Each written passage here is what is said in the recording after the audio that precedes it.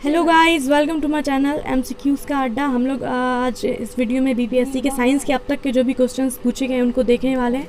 तो चलिए स्टार्ट करते हैं। फर्स्ट क्वेश्चन है हमारा, निम्न तत्वों में किसमें न्यूट्रॉन नहीं होता है? न्यूट्रॉन किसमें नहीं पाया जाता है? तो न्यूट्रॉन हमारा हाइड्रोजन में नहीं पाया जाता है। ठीक है, और हाइड्रोजन के बारे में देखते हैं थोड़ा। तो हाइड्रोजन का परमाणु संख्या कितना होता है? 1 होता है। और हाइड्रोजन के समस्थानिक कितने होते हैं? 3 समस्थानिक होते हैं, प्लूटोनियम, ड्यूटेरियम और ट्राइटिरियम। नेक्स्ट है, एंगस्ट्रॉम किसकी इकाई है? एंगस्ट्रॉम जो है ये तरंग दैर्घ्य की इकाई होती है। तरंग दैर्घ्य का मापन एंगस्ट्रॉम में किया जाता है। ठीक है, और एक एंगस्ट्रॉम बराबर कितना होता है? एक एंगस्ट्रॉम बराबर होता है 10⁻⁻10 मीटर। ये भी याद रखिएगा, ये डाटा भी। नेक्स्ट है, आवृत्ति को किस में मापा जाता है? आवृत्ति को हर्ट्ज में मापा जाता है। हर्ट्ज जो है ये आवृत्ति का ऐसा ही मात्रक होता है। और एक सामान्य मनुष्य जो होता है वो 20 हर्ट्ज से लेकर 20,000 हर्ट्ज तक की ध्वनि को सुनने में सक्षम होता है एक सामान्य मनुष्य। ओके, नेक्स्ट क्वेश्चन है, घड़ी में प्रयोग होने वाले क्वार्ट्ज क्रिस्टल जो है ये किस चीज़ के बने होते हैं? तो घड़ी में जो क्वार्ट्ज क्रिस्टल प्रयोग होते हैं वो सिलिकॉन डाइऑक्साइड के बने होते हैं, SiO2 के बने होते हैं। नेक्स्ट, हर्ट्ज में क्या मापा जाता है? अभी देखा हमने पहले वाले क्वेश्चन में, हर्ट्ज में आवृत्ति को हर्ट्ज में मापा जाता है। नेक्स्ट, विद्युत शक्ति की इकाई क्या है? विद्युत शक्ति की इकाई वॉट होती है। शक्ति का फॉर्मूला क्या होता है? शक्ति का फॉर्मूला होता है कार्य बटा समय ना। ओके, नेक्स्ट है, दृश्य स्पेक्ट्रम के तरंग दैर्घ्य की सीमा बताना है। तो दृश्य स्पेक्ट्रम की जो तरंग दैर्घ्य सीमा होती है ना, ये कितनी होती है? तो इसका दृश्य स्पेक्ट्रम का जो है ना कोई निश्चित सीमा रेखा निर्धारित नहीं किया गया अभी तक। ठीक है, लेकिन हाँ एंगस्ट्रॉम में इसका मान बताया गया है कि 3200 से लेकर के 8600 एंगस्ट्रॉम ना। तो देखिए ऑप्शन में 3200 से लेकर 8600 तो नहीं है, बट इसके बीच का डाटा दिया गया है। ये इसके बीच का डाटा है ना, 3200 से लेकर 8600 के बीच का डाटा। तो हमारा आंसर ये होगा। देखिए इसमें बीपीएससी क्या है कि ई ऑप्शन भी देता है, तो बच्चे कंफ्यूज हो जाते हैं कि यहाँ तो हमने पढ़ा था 3200 से 8600 तक, तो यहाँ तो ऑप्शन में है ही नहीं, तो इनमें से कोई भी नहीं मार के चले आते। बट ऐसा नहीं है, आयोग ने इसका आंसर बी माना था, 3900 से लेकर 7600 तक। मतलब कि बीच का कुछ तो वैल्यू दिया ना, बीच का रेंज दिया हुआ है ना, तो इसका आंसर ये आयोग ने माना, मैं अपने मन से नहीं बता रही हूँ, आयोग का आंसर है ये। ठीक है, तो वो कैसे आया ये मैं बता रही हूँ कि उसके बीच का रेंज दिया हुआ है, इसलिए आयोग ने इसको आंसर माना। अगर कुछ भी नहीं दिया होता तो शायद इसका आंसर उपयुक्त में से कोई भी नहीं होता। नेक्स्ट है, सौर विकिरण निम्न में से किस परास में दिखाई देता है? तो सौर विकिरण जो है ये 400 से 700 नैनोमीटर परास में दिखाई देता है। नेक्स्ट, आर्द्रता किस उपकरण से मापी जाती है? तो आर्द्रता को हाइग्रोमीटर से मापा जाता है। नेक्स्ट, दाब की इकाई क्या है? दाब की इकाई होती है न्यूटन पर वर्ग मीटर। न्यूटन पर वर्ग मीटर, न्यूटन मीटर स्क्वायर दाब की इकाई होती है। इसको पास्कल भी कहते हैं। और दाब जो है, दाब क्या है? एक अदिश राशि है। ठीक है, नेक्स्ट है, दाब का मात्रक क्या है? दाब का मात्रक अभी हमने पढ़ा न्यूटन पर वर्ग मीटर। और यहाँ ऑप्शन में कोई भी नहीं है, तो इसका आंसर हो जाएगा उपयुक्त में से कोई भी नहीं। निम्नलिखित में से अदिश राशि कौन है? अदिश राशि, दाब एक अदिश राशि है, हमने पढ़ा। और बल, वेग और त्वरण जो है ये सदिश राशि है। नेक्स्ट, निम्नलिखित में से किस राशि का मात्रक नहीं है? तो विकृति जो है ना, इसका मात्रक नहीं होता। विकृति एक विमाहीन राशि है, तो इसका कोई मात्रक नहीं है। नेक्स्ट, सही कथन को चूज करना है। लाल प्रकाश का तरंग दैर्घ्य बैगनी प्रकाश से कम है, ये तो गलत है। लाल का तरंग दैर्घ्य सबसे ज़्यादा होता है और बैगनी का सबसे कम होता है। और लाल प्रकाश का तरंग दैर्घ्य बैगनी से ज़्यादा होता है, सही है। बैगनी प्रकाश का तरंग दैर्घ्य हरे प्रकाश से ज़्यादा है, तो बैगनी का तो सबसे कम होता है ना, तो हरे से ज़्यादा कैसे हो जाएगा? गलत। बैगनी प्रकाश का तरंग दैर्घ्य पीले से ज़्यादा होता है, ये भी गलत। बैगनी का सबसे कम होता है, हर रंग से कम। तो ये सारे ऑप्शंस कट हो जाएंगे, ऑप्शन नंबर बी हमारा सही है। नेक्स्ट है, एक परमाणु के केंद्र का धनावेशित हिस्सा क्या कहलाता है? एक परमाणु के केंद्र का जो धनावेशित हिस्सा है ये न्यूक्लियस कहलाता है। न्यूक्लियस परमाणु का केंद्रक होता है। नेक्स्ट है, एक ठोस के सीधे गैस में परिवर्तन को क्या कहते हैं? तो किसी ठोस का बिना द्रव में बदले सीधे गैस में परिवर्तन क्या कहलाता है? ऊर्ध्वपातन कहलाता है। वीडियो अच्छा लग रहा है, समझ में आ रहा है क्वेश्चन, तो लाइक करिए, ठीक है, लाइक करना बिल्कुल मत भूलिए। चैनल पे नए हैं तो सब्सक्राइब भी कर लो यार, और शेयर करो, अपने दोस्तों को शेयर करो, ठीक है। नेक्स्ट है कॉस्मिक किरणें। कॉस्मिक किरणें क्या है? आवेशित कण है, अनावेशित कण है, आवेशित तथा अनावेशित दोनों है, या उपर्युक्त में से कोई भी नहीं। तो कॉस्मिक किरणें जो है ये विद्युत चुम्बकीय स्पेक्ट्रम का भाग नहीं है, ठीक है। तो ये जो है आवेशित कण है। नेक्स्ट क्वेश्चन, 2G स्पेक्ट्रम में अक्षर G किस शब्द के लिए प्रयुक्त होता है? तो 2G स्पेक्ट्रम जो है इसमें अक्षर G जनरेशन के लिए यानी कि पीढ़ी के लिए प्रयुक्त होता है, जनरेशन। नेक्स्ट है रडार का आविष्कारक कौन था? रडार का आविष्कार किसने किया था? रॉबर्ट वॉटसन ने किया था। नेक्स्ट गॉड पार्टिकल क्या है? गॉड पार्टिकल हिग्स बोसान है। गॉड पार्टिकल हिग्स बोसान एक मूल कण है जिसकी परिकल्पना कब की गई थी? 1964 में की गई थी, लेकिन इसका प्रायोगिक सत्यापन कब किया गया था? 14 मार्च 2013 को किया गया था। तो God particle Higgs boson God particle. Next, sir CV Raman को भौतिकी का नोबेल पुरस्कार कब प्राप्त हुआ था? तो सीवी रमन को भौतिकी का नोबेल पुरस्कार प्राप्त हुआ था 1930 में। नेक्स्ट, टेलीस्कोप की खोज किस वैज्ञानिक ने की थी? तो टेलीस्कोप की खोज गैलीलियो ने की थी, ये तो सबको पता होगा, बचपन से पढ़ते हैं हम। नेक्स्ट है इस सदी की शुरुआत में हवाई जहाज का आविष्कार किसने किया था? तो हवाई जहाज का आविष्कार किया था राइट ब्रदर्स ने। नेक्स्ट है 1 माइक्रोन कितने के बराबर होता है? तो 1 माइक्रोन बराबर होता है 10⁻³ मिलीमीटर, ठीक है। तो -3 मिलीमीटर, तो पावर में जब माइनस में होता है तो उसको जब हम लोग नीचे लाते हैं तो ये 1/3 है, तो 30, जितना पावर ये होगा उतना डिजिट आ जाएगा, 3 है तो 30, तो 1/1000 मिलीमीटर इसका आंसर हो जाएगा। नेक्स्ट, 40 डिग्री सेल्सियस का मान फ़ारेनहाइट स्केल में कितना होता है?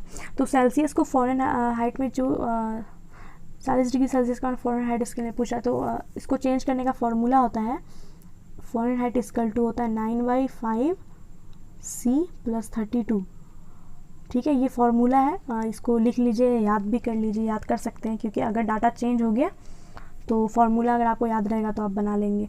तो इस फार्मूला पे हम लोग बनाएंगे 40 डिग्री सेल्सियस को फ़ारेनहाइट में चेंज करेंगे। तो सेल्सियस की जगह हम लोग यहाँ 40 लिखेंगे, ठीक है, 40 लिखेंगे, तो 5 8 टाइम्स में कट जाएगा, तो 9 8 जा 72 और प्लस इधर 32 है, ठीक है। 2 2 4 और 7 3 10 104 डिग्री फ़ारेनहाइट। खिचड़ी टाइप हो गया, पता नहीं समझ आया या नहीं, फॉर्मूला फिर से लिख देती हूँ, F = 9/5 C + 32, खुद से निकाल लो अगर समझ नहीं आया जिनको। नेक्स्ट, क्रोमेटोग्राफी की तकनीक का प्रयोग किसमें किया जाता है? क्रोमेटोग्राफी की तकनीक का प्रयोग किया जाता है एक मिश्रण से पदार्थ को अलग करने में। पदार्थों का मिश्रण है तो उसमें पदार्थ को अलग करने के लिए क्रोमेटोग्राफी का उपयोग किया जाता है। नेक्स्ट है लोलक की कलाविधि किस पर निर्भर करती है? द्रव्यमान के ऊपर, लंबाई के ऊपर, समय के ऊपर या तापक्रम के ऊपर? तो लोलक की जो कलाविधि होती है ये लंबाई के ऊपर निर्भर करती है, लोलक की लंबाई के ऊपर निर्भर करती है। नेक्स्ट है बल किसका गुणनफल है? फोर्स का फॉर्मूला हमें पता है, सबने पढ़ा होगा 10th क्लास में, F = ma, यानी m से मास मतलब द्रव्यमान, और a से एक्सेलरेशन का हिंदी होता है त्वरण। तो बल बराबर क्या होता है? द्रव्यमान और त्वरण का गुणनफल है बल बराबर द्रव्यमान गुने त्वरण। F = ma, मास × एक्सेलरेशन। नेक्स्ट है त्वरण ज्ञात करने का सही सूत्र क्या है? तो त्वरण को ज्ञात करने का सही सूत्र पूछ रहा है, यानी एक्सेलरेशन a को ज्ञात करने का सही सूत्र क्या है? तो a = b - u/t होता है। ये तो मतलब 10th क्लास में ही हम पढ़ते हैं, 9th 10th से ही पढ़ने लगते हैं ना। a = b - u/t 10th में तो सबने पढ़ा होगा, 10th में फिजिक्स। तो a = b - u/t त्वरण का सूत्र होता है। नेक्स्ट, निम्नलिखित में से कौन सी राशि सदिश नहीं है, यानी कि अदिश राशि बताना है, ठीक है। तो आयतन जो है वो अदिश राशि है, यानी सदिश राशि नहीं है। सदिश राशि विस्थापन, वेग और बल सदिश राशियाँ क्या होती हैं? तो सदिश राशियाँ वे राशियाँ होती हैं जिसमें परिमाण के साथ साथ दिशा भी, जो परिमाण के साथ साथ दिशा को भी बतलाती हैं, ठीक है। और अदिश राशियाँ वो हैं जो सिर्फ परिमाण बताती है, दिशा नहीं। आयतन क्या है? आयतन में हम लोग परिमाण निकालते हैं, आयतन दिशा नहीं बता सकता है ना, तो आयतन सदिश राशि नहीं है, एक अदिश राशि है। नेक्स्ट है पदार्थ के संवेग और वेग के अनुपात से कौन सी भौतिक राशि प्राप्त होती है। तो पदार्थ का संवेग और वेग का अनुपात, ठीक है, इससे किस भौतिक राशि का पता चलता है। तो संवेग यानी संवेग जो है, संवेग को हम लोग एम भी लिखते हैं, यानी कि मास इनटू वेलोसिटी, और वेग का अनुपात, वेग को वेलोसिटी ना, तो भी कट जाएगा, बच गया एम। तो क्या आएगा, एम मीन्स द्रव्यमान। समझ में आया। संवेग और वेग के अनुपात से कौन सी भौतिक राशि प्राप्त होती है। तो संवेग जो है, संवेग का देखिए, संवेग का फॉर्मूला होता है एम इंटू भी, यानी कि द्रव्यमान इंटू वेलोसिटी, और वेग तो भी है, तो इसका अनुपात बोल रहा है ना, तो भी से भी ऊपर भी है, नीचे भी है, ऐसे काटा है, भी से भी कट गया, बचा क्या एम मतलब द्रव्यमान प्राप्त हुआ हमें। तो वही क्वेश्चन बोला है कि संवेग और वेग के अनुपात से कौन सी राशि प्राप्त होती है, तो द्रव्यमान प्राप्त होती है। देखो रट्टा मार के पढ़ने से कुछ नहीं होगा, कॉन्सेप्ट समझ के समझोगे तो, अगर कॉन्सेप्ट पता है तो क्वेश्चन में अगर यहाँ पे चेंजेस भी कर देंगे तो आपसे बन जाएगा। अगर रट लोगे संवेग वेग का अनुपात द्रव्यमान होता है, तो अगर क्वेश्चन कभी चेंज करके पूछ दे तो आप नहीं बना पाओगे। कॉन्सेप्ट क्लियर रहेगा तो क्वेश्चन में कितना भी चेंज आए, आपका कॉन्सेप्ट क्लियर है, आप बना लोगे। नेक्स्ट है 1 किलोमीटर दूरी का तात्पर्य कितना है। 1 किलोमीटर बराबर कितना होता है।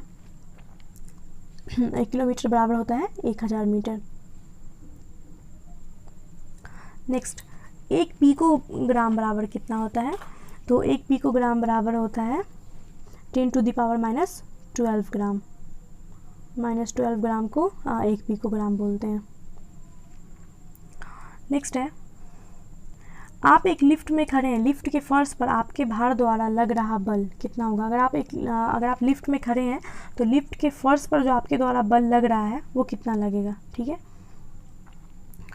तो देखिए लिफ्ट के 9.8 मीटर पर सेकेंड स्क्वायर के तौर, लिफ्ट जो है ये 9.8 मीटर पर सेकेंड स्क्वायर त्वरण के साथ जो है नीचे आते समय उसका बल क्या हो जाता है, शून्य हो जाता है। व्यक्ति का दबाव उस पर नहीं पड़ता है, तो उस समय फर्श पर जो है व्यक्ति के द्वारा लगाया गया बल शून्य होता है, ठीक है।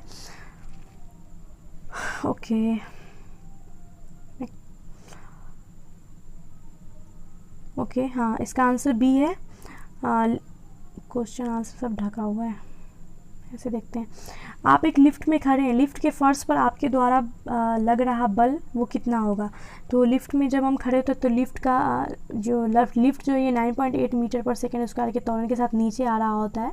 तो जब वो नीचे आ रहा होता है तो नीचे आते समय क्या होता है कि व्यक्ति का दबाव नहीं पड़ता है लिफ्ट के ऊपर, तो बल क्या होगा, शून्य होगा ना। तो नीचे आते समय शून्य होगा। ऑप्शन नंबर बी सही हो जाता है। यहाँ देखिए ऑप्शन, और भी ऑप्शन देखिए तो यहाँ है कि लिफ्ट के 9.8 मीटर पर सेकेंड त्वरण के त्वरण से ऊपर जाते समय शून्य होगा। ऊपर जाते समय शून्य नहीं होगा, क्योंकि ऊपर जाते टाइम दबाव मतलब फोर्स लग रहा है, तभी ऊपर जा रहा है इंसान, तो ये गलत हो जाएगा। ये क्या है कि किसी भी दिशा में जाते समय शून्य होगा, ऐसा नहीं है, ये भी गलत। लिफ्ट के त्वरण की दर बदलने से प्रभावित नहीं होगा, ये तो बिल्कुल गलत है। तो ऑप्शन नंबर बी हमारा सही हो जाएगा कि जब लिफ्ट नीचे आ रहा होता है तो उस पर दबाव शून्य होता है, फोर्स नहीं लगता है ना। ऑप्शन नंबर बी हमारा सही हो जाएगा। नेक्स्ट है, वायु में ध्वनि तरंग कैसी होती है। वायु में जो ध्वनि तरंग होती है ये अनुदैर्घ्य होती है, ध्वनि तरंगें अनुदैर्घ्य होती हैं। नेक्स्ट है, विद्युत शक्ति की इकाई क्या है, ये हमने पढ़ा, वॉट। विद्युत शक्ति की इकाई वॉट होती है। नेक्स्ट है, टरबाइन एवं डायनेमो से बिजली प्राप्त करने में किस ऊर्जा को विद्युत ऊर्जा में परिवर्तित किया जाता है। तो टरबाइन और डायनेमो में बिजली प्राप्त करने के लिए मैकेनिकल ऊर्जा यानी यांत्रिक ऊर्जा को विद्युत ऊर्जा में परिवर्तित किया जाता है। नेक्स्ट है, 100 वाट का बिजली का बल्ब यदि 10 घंटे जले तो बिजली कितनी खर्च होगी। तो 100 वाट का बल्ब अगर 10 घंटे तक चले तो बिजली कितनी खर्च होगी। तो बिजली 1 यूनिट खर्च होगी। 1 यूनिट यानी 1 इकाई। 100 वाट का बिजली का बल्ब अगर 10 घंटे तक चलता है तो ये हो जाएगा 1000 वाट बाय घंटा, और इतना इसकल टू होता है 1 यूनिट। तो 100 वाट का बिजली का बल्ब अगर 10 घंटे तक चलेगा तो 1 यूनिट बिजली खर्च होगी। नेक्स्ट है एक सामान्य शुष्क में विद्युत अपघटय क्या होता है। एक सामान्य शुष्क में अमोनियम क्लोराइड जो है या जिंक क्लोराइड विद्युत अपघटय के रूप में कार्य करता है। अमोनियम क्लोराइड या जिंक क्लोराइड। नेक्स्ट है डायनेमो। डायनेमो क्या करता है, तो डायनेमो जो है वो यांत्रिक ऊर्जा को वैद्युत ऊर्जा में परिवर्तित करता है, मैकेनिकल ऊर्जा को वैद्युत ऊर्जा में परिवर्तित करता है। नेक्स्ट है विद्युत मोटर में क्या होता है, ऊष्मा को विद्युत ऊर्जा में बदला जाता है, विद्युत ऊर्जा को ऊष्मा में बदला जाता है, विद्युत ऊर्जा को यांत्रिक ऊर्जा में बदला जाता है या यांत्रिक ऊर्जा को विद्युत ऊर्जा में बदला जाता है। तो विद्युत मोटर में जो है विद्युत ऊर्जा को यांत्रिक ऊर्जा में बदला जाता है। और हमने पढ़ा डायनेमो क्या करता है, डायनेमो में यांत्रिक ऊर्जा विद्युत ऊर्जा में बदलता है, और मोटर में क्या होता है, विद्युत ऊर्जा यांत्रिक ऊर्जा में बदलता है। ये याद रखिएगा, डायनेमो में यांत्रिक ऊर्जा विद्युत ऊर्जा में बदलता है और मोटर में विद्युत ऊर्जा यांत्रिक ऊर्जा में बदलता है। नेक्स्ट है विद्युत धारा निम्न में से किस उपकरण से नापी जाती है। विद्युत धारा को एमीटर से नापा जाता है। एमीटर विद्युत धारा मापक यंत्र होता है। नेक्स्ट है विद्युत धारा किस उपकरण से मापी जाती है, सेम क्वेश्चन एमीटर से। देखिए 2018 में भी यही क्वेश्चन पूछा, 2019 में, तो क्वेश्चन रिपीट होता है, इसलिए अगर आप लोग प्रीवियस ईयर पेपर देखेंगे तो बहुत फ़ायदा होगा। बीपीएससी में क्वेश्चंस रिपीट होते हैं, ठीक है। तो मैं कोशिश करूँगी मैं जल्द से जल्द सारे सब्जेक्ट का वीडियो ला दूँ। आप लोग कमेंट करेंगे, अच्छा रिस्पॉन्स देंगे तो मुझे अच्छा लगेगा, तो मैं जल्दी मेहनत करूँगी, ठीक है। क्योंकि जब अप्रिशिएट करता है ना कोई काम को, आपके मेहनत को, तो इंसान ज़्यादा खुश हो जाता है। नेक्स्ट क्वेश्चन देखते हैं, प्रकाश में 7 रंग होते हैं, रंगों को अलग करने का तरीका क्या है। तो प्रकाश का जो 7 रंग होता है उसको एक प्रिज्म से रंगों को अलग अलग करके देंगे। अगर एक प्रिज्म रख देंगे हम लोग प्रकाश के बीच में, तो वो यहाँ से 7 रंगों में विभक्त हो जाता है। ओके नेक्स्ट, यदि किसी ऐनक के लेंसों की शक्ति +2 डायोप्टर है, यदि किसी ऐनक के लेंस की शक्ति +2 डायोप्टर है तो इसकी फोकस दूरी कितनी होगी। तो फोकस दूरी बराबर होता है 1 बाई लेंस की क्षमता यानी डायोप्टर। तो F = हो जाएगा +2 है ना, तो 1/2 F = 1/2, तो 1/2 2 को 1 से डिवाइड करेंगे तो 0.5 मीटर आएगा। फिर से सॉल्व करते हैं इधर। फोकस = होता है 1 बाई लेंस की क्षमता, तो लेंस की क्षमता +2 डायोप्टर दिया है तो 2 हो जाएगा। तो 2 को जब हम लोग 1 से डिवाइड करेंगे तो यहाँ आ जाएगा 0.5 मीटर। और यहाँ पे तो ऑप्शन में मीटर नहीं है, सेंटीमीटर है, तो मीटर को सेंटीमीटर में बदलने के लिए क्या करते हैं हम लोग, मीटर को सेंटीमीटर में बदलने के लिए क्या किया जाता है, 100 से गुना किया जाता है। तो 0.5 को हम लोग जब 100 से गुना करेंगे तो यहाँ देखिए 50 सेंटीमीटर आ जाएगा, तो 50 सेंटीमीटर इसका आंसर होगा, ठीक है। आई होप आप लोगों को समझ में आया होगा। स्पेस कम है थोड़ा, इसलिए थोड़ा खिचड़ी टाइप बन रहा है। 50 सेंटीमीटर, ठीक है। 1/2 को हम लोग 2 को 1 से डिवाइड करेंगे 0.5 मीटर, तो 0.5 मीटर को हमने जब सेंटीमीटर में चेंज किया तो 50 सेंटीमीटर आ गया। नेक्स्ट है चुंबकीय सुई किस तरफ संकेत करती है। चुंबकीय सुई जो है ये उत्तर की तरफ संकेत करती है, उत्तर की तरफ। नेक्स्ट है श्वेत प्रकाश को नली में कैसे पैदा करते हैं। श्वेत प्रकाश को नली में तंतु को गर्म करके पैदा किया जाता है। नेक्स्ट है आइंस्टीन को नोबेल प्राइज किस कार्य के ऊपर मिला था। तो आइंस्टीन को नोबेल प्राइज मिला था प्रकाश विद्युत प्रभाव के लिए 1921 में। नेक्स्ट है विद्युत उत्पन्न करने के लिए कौन सी धातु का उपयोग होता है। विद्युत उत्पन्न करने के लिए यूरेनियम का उपयोग किया जाता है। यूरेनियम धातु का उपयोग नाभिकीय रिएक्टर में ऊर्जा के उत्पादन के लिए किया जाता है।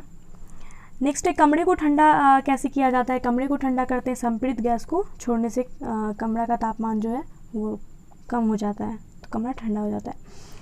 नेक्स्ट है आमतौर पर सुरक्षा फ्यूज लगाने के लिए प्रयोग होने वाला तार किस पदार्थ का बना होता है। तो सुरक्षा फ्यूज लगाने के लिए जो तार प्रयोग करते हैं वो टीन और शीशे के मिश्र धातु का बना होता है। नेक्स्ट है अतिचालक का लक्षण है। अतिचालक का क्या लक्षण है, शून्य पारगम्यता। अतिचालक का लक्षण है शून्य पारगम्यता।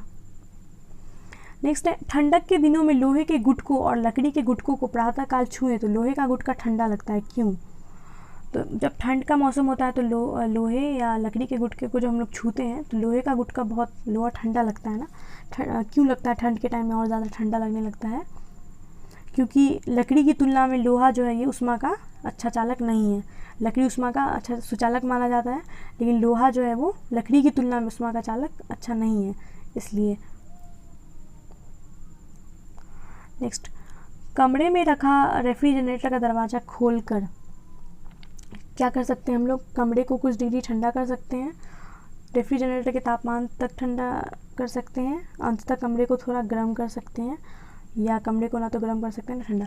तो रेफ्रिजरेटर का दरवाज़ा, अगर कमरे में रखा रेफ्रिजरेटर का दरवाज़ा खोल देंगे तो कमरे को हम थोड़ा गर्म कर सकते हैं, क्योंकि रेफ्रिजरेटर का दरवाज़ा खोलने से कमरे का तापमान बढ़ जाएगा, तो कमरे को थोड़ा गर्म कर सकते हैं। नेक्स्ट है, दो उत्तरोत्तर श्रृंग अथवा दो उत्तरोत्तर गर्त के बीच की दूरी को क्या कहते हैं? तो दो उत्तरोत्तर श्रृंग या गर्त के बीच की दूरी को तरंग दैर्घ्य कहते हैं। नेक्स्ट है, पढ़ने में काम आने वाले ग्लास लेंस किस प्रकार के लेंस से बने होते हैं? जो पढ़ने में जो ग्लासेस काम आते हैं वो किस प्रकार के लेंस से बने होते हैं? तो उत्तल लेंस से बने होते हैं। नेक्स्ट है, ध्वनि का वायु में वेग अनुमानतः कितना होता है? ध्वनि का वायु में वेग कितना होता है? 330 मीटर पर सेकेंड, ये याद रखिएगा। ध्वनि का वायु में वेग होता है 330 मीटर पर सेकेंड। नेक्स्ट है, प्रकाश विकिरणों की प्रकृति क्या होती है? प्रकाश विकिरणों की प्रकृति तरंग एवं कण दोनों के समान होती है। मतलब प्रकाश विकिरणों में तरंग और कण दोनों के ही गुण पाए जाते हैं, तो प्रकाश विकिरणों की प्रकृति जो होती है वो तरंग और कण दोनों के समान होती है। नेक्स्ट है, आकाश नीला लगता है क्यों? आकाश हमें नीला क्यों दिखाई देता है? क्योंकि लघु तरंगों की अपेक्षा वायुमंडल द्वारा अधिक परिकर्ण होती है। लघु तरंग जो है ये दीर्घ तरंगों की अपेक्षा वायुमंडल द्वारा अधिक परिकीर्ण होती है, इसलिए आकाश हमें नीला दिखाई देता है। नेक्स्ट है, पानी का घनत्व अधिकतम कितना होता है? तो ये तो रट्टा मार लीजिएगा, ये क्वेश्चन बहुत इंपॉर्टेंट है। पानी का घनत्व जो है ये 4 डिग्री सेल्सियस होता है। नेक्स्ट है, 50 डिग्री सेल्सियस का मान फ़ारेनहाइट स्केल में निकालना है। अभी हम लोगों ने 40 डिग्री सेल्सियस का निकाला था, 50 डिग्री का हम लोग खुद से निकालते हैं फिर से। 40 डिग्री का हम लोगों ने निकाला था तो 104 आया था ना। अभी 50 डिग्री सेल्सियस का कैसे निकालेंगे? तो वही फॉर्मूला लगाएंगे, F=9/5 × C के जगह हम लोग 50 देंगे और प्लस 32। तो देखिए 10 टाइम कट गया, 90 + 32 कितना हो जाएगा? 90 + 32 2 और 9 3 12, 122, ठीक है, 122 डिग्री फ़ारेनहाइट में आएगा। नेक्स्ट है, वर्षा की बूंद की गोलाकार आकृति का कारण क्या है? तो वर्षा की बूंद जो है वो गोलाकार होती है, क्यों? तो पृष्ठ तनाव के कारण वर्षा की बूंद जो है वो गोलाकार होती है। नेक्स्ट है, महासागर में ऊंची जल तरंगें कैसे आती हैं? महासागर में ऊंची जल तरंगें कैसे आती हैं? तो ये चंद्रमा के कारण आती है। महासागर में ऊंची जल तरंगें चंद्रमा के गुरुत्वाकर्षण बल का परिणाम है। चंद्रमा जब पृथ्वी से सूर्य की तुलना में, चंद्रमा जो है वो पृथ्वी से सूर्य की तुलना में ज़्यादा नज़दीक होता है, तो उसके आकर्षण बल के कारण जो है समुद्र की तरंगें ऊपर उठती हैं। नेक्स्ट है, जब एक पत्थर को चांद की सतह से पृथ्वी पर लाया जाता है तो क्या होता है? इसका द्रव्यमान बदल जाएगा, भार बदल जाएगा, पर द्रव्यमान नहीं, भार और द्रव्यमान दोनों बदल जाएगा, या ना द्रव्यमान बदलेगा ना भार बदलेगा। तो जब किसी पत्थर को चांद की सतह से जब पृथ्वी पर लाया जाता है तो उसका भार बदल जाएगा, लेकिन द्रव्यमान नहीं बदलेगा। द्रव्यमान स्थिर रहता है लेकिन भार बदल सकता है। ऑप्शन नंबर बी सही हो जाएगा। नेक्स्ट है, सौर ऊर्जा हमें किससे प्राप्त होती है? सौर ऊर्जा सूर्य से प्राप्त होती है। नेक्स्ट, सूर्य पर ऊर्जा का निर्माण कैसे होता है? सूर्य पर जो है ऊर्जा का निर्माण कैसे होता है? नाभिकीय संलयन के द्वारा होता है ऊर्जा का निर्माण। नेक्स्ट, प्रथम भारतीय उपग्रह आर्यभट्ट कब छोड़ा गया था? तो भारत का पहला उपग्रह आर्यभट्ट था, वो कब छोड़ा गया था? तो 19 अप्रैल 1975 को छोड़ा गया था। पहले भारतीय उपग्रह का नाम क्या था? आर्यभट्ट। नेक्स्ट है, वर्ष दीर्घतम कब होता है? मतलब दीर्घतम कहाँ पे होता है? सबसे ज़्यादा वर्ष जो है अधिक वो प्लूटो पर होता है। प्लूटो पर वर्ष दीर्घतम होता है। इसका जो कक्षा का परिणाम काल होता है ये 248 पृथ्वी वर्ष होता है। नेक्स्ट है, सूर्य के प्रकाश का धरती की सतह पर पहुंचने में लगने वाला समय कितना है? सूर्य के प्रकाश को धरती पर पहुंचने में कितना टाइम लगता है, ये बताना है। तो सूर्य के प्रकाश को धरती पर पहुंचने में लगता है 8 मिनट 31 सेकेंड, 31 या 33 सेकेंड, ऐसे 19 सेकेंड भी कहीं कहीं पे लिखा होता है। तो 8.5 सेकेंड मिनट हो जाएगा, 8.5 मिनट, मतलब 8 मिनट 19 सेकेंड। ज़्यादातर बुक में यही दिया है 8 मिनट 19 सेकेंड, तो 8.5 मिनट हो जाएगा। सूर्य के प्रकाश को धरती पर पहुंचने में 8.5 मिनट लगता है। यहाँ ऑप्शन ई नहीं है, ये पहले का क्वेश्चन है, देख सकते हैं आप 19 से। ये वाला क्वेश्चन देखिए, इसमें ये भी सेम रिपीटेड क्वेश्चन आ गया है। सूर्य का प्रकाश को पृथ्वी पर पहुंचने में कितना समय लगता है? इसमें देखिए 8.5 मिनट नहीं दिया हुआ है, यहाँ 8 मिनट दिया हुआ है। तो इसका आंसर आयोग ने ई माना था, क्योंकि 8.5 मिनट होगा। नेक्स्ट, सौरमंडल का सबसे बड़ा ग्रह कौन सा है? सौरमंडल का सबसे बड़ा ग्रह बृहस्पति है, और सबसे छोटा कौन है? बुध। नेक्स्ट है, निम्न में से कौन एक कंप्यूटर का भाषा नहीं है? कंप्यूटर का भाषा कौन नहीं है? फास्ट कोई भाषा नहीं है, बेसिक, सी और फोर्टेन जो है वो कंप्यूटर की लैंग्वेजेस है। नेक्स्ट है, निम्न में से कौन सी धातु रोशनी के बल्बों में फिलामेंट के रूप में प्रयोग होती है? तो फिलामेंट के रूप में बल्बों में टंगस्टन का प्रयोग किया जाता है। नेक्स्ट है, निम्न में कौन सी धातु अर्धचालक के रूप में ट्रांजिस्टर में प्रयोग होती है? अर्धचालक के रूप में ट्रांजिस्टर में जर्मेनियम का उपयोग किया जाता है। नेक्स्ट, परमाणु नाभिक के अवयव कौन से हैं? परमाणु नाभिक के अवयव हैं, परमाणु में क्या क्या नाभिक में पाया जाता है? प्रोटॉन और न्यूट्रॉन। नेक्स्ट, निम्नलिखित में कौन वैकल्पिक ऊर्जा का सबसे बड़ा भंडार है? वैकल्पिक ऊर्जा का सबसे बड़ा भंडार कौन है? सौर ऊर्जा। नेक्स्ट, परमाणु बम का सिद्धांत किस पर आधारित है? परमाणु बम का सिद्धांत किस पर आधारित है? तो ये नाभिकीय विखंडन पर आधारित है। नेक्स्ट, वायु में कौन सी नोबल गैस नहीं होती है? वायु में रेडॉन नहीं होता है, बाकी हीलियम, आर्गन और नियॉन पाया जाता है। नेक्स्ट है, बिजली की खपत का बिल किसके मापन पर आधारित होता है? बिजली की खपत का बिल जो है ये किसके मापन पर आधारित होता है? ये वॉट, बिजली का बिल का मापन वॉट में किया जाता है ना, लोहे, वोल्टेज, एम्पियर में तो नहीं किया जाता है, वॉट में किया जाता है। कितना वॉट शक्ति का हमने पढ़ा था ना, वॉट होता है, तो केवल ए इसका आंसर हो जाएगा। निम्नलिखित में से सबसे भारी धातु कौन सी है? सबसे भारी धातु है यूरेनियम। यूरेनियम सबसे भारी धातु है, इसकी परमाणु संख्या कितनी है? 92, और इसका परमाणु भार कितना है? 238.08। नेक्स्ट है, इंस्टेन 2A कब छोड़ा गया था? इंस्टेन 2A छोड़ा गया था 10 जुलाई 1992 ईस्वी को। फर्स्ट क्वेश्चन है हमारा, निम्न में से कौन सा एक तत्व नहीं है? तत्व कौन सा नहीं है? धातु नहीं है, अधातु नहीं है, गैस नहीं है, या उपधातु नहीं है। तो गैस तत्व नहीं है, ठीक है। गैस क्या है? गैस मिश्रण है ना, गैस तत्व नहीं है। नेक्स्ट क्वेश्चन देखते हैं, आधुनिक रसायन शास्त्र का जनक किसे कहा जाता है? आधुनिक रसायन शास्त्र का जनक लेवोजियर को कहा जाता है। ये 2019 का क्वेश्चन है। नेक्स्ट है, एक तत्व में इलेक्ट्रॉनों और न्यूट्रॉनों की संख्या क्रमशः 18 और 20 है, तो तत्व की द्रव्यमान संख्या कितनी होगी? तो द्रव्यमान संख्या किसी भी तत्व का निकाला जाता है उसके इलेक्ट्रॉन और न्यूट्रॉन की संख्या के योग के बराबर होता है। द्रव्यमान संख्या इक्वल टू क्या होता है? इलेक्ट्रॉन की संख्या प्लस न्यूट्रॉन की संख्या। तो द्रव्यमान संख्या हम लोग यहाँ कैसे निकालेंगे? इलेक्ट्रॉन की संख्या कितनी दी गई है? 18 प्लस न्यूट्रॉन की संख्या 20 दी गई है, 20, तो टोटल कितना हो जाएगा?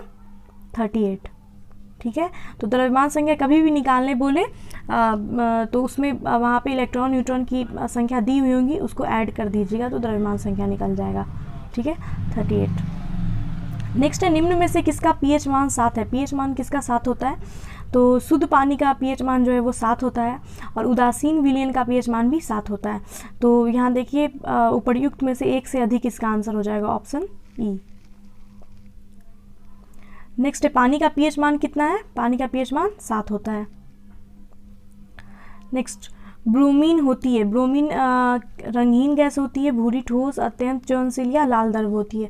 तो ब्रोमीन जो है ये गहरे लाल रंग की होती है, और ब्रोमीन को BR से लिखते हैं। इसका परमाणु क्रमांक कितना है? इसका परमाणु क्रमांक 35 होता है। और ब्रोमीन जो है ये कमरे के ताप पर द्रव अवस्था में रहता है। ठीक है, नेक्स्ट है वेल्डिंग में प्रयोग होने वाली गैसें कौन सी है? वेल्डिंग जो करते हैं, गैस वेल्डिंग एक प्रक्रिया होती है जिसमें एसिटिलीन और ऑक्सीजन को अभिक्रिया करके ताप के माध्यम से धातुओं को पिघलाया जाता है और फिर उसको जोड़ने का काम करते हैं या ठीक करने का काम करते हैं। वेल्डिंग कराया होगा आप लोगों ने तो पता होगा। तो इसमें क्या होता है, एसिटिलीन और ऑक्सीजन की अभिक्रिया के द्वारा ताप के माध्यम से धातुओं को पिघलाया जाता है और फिर उसको जोड़ा जाता है और उसको ठीक किया जाता है। तो वेल्डिंग में प्रयोग होने वाली गैसें कौन सी हैं? हाइड्रोजन और एसिटिलीन। ठीक है, सॉरी ऑक्सीजन और acetylene, option C, sorry oxygen और एसिटिलीन। ओके, नेक्स्ट है गैल्वेनाइज्ड लोहे के पाइप पर परत होती है। गैल्वेनाइज्ड जो लोहा होता है इसकी पाइप पर किसकी परत चढ़ाई जाती है? जस्ते की, पारे की, लेड की या क्रोमियम की या किसी की भी नहीं।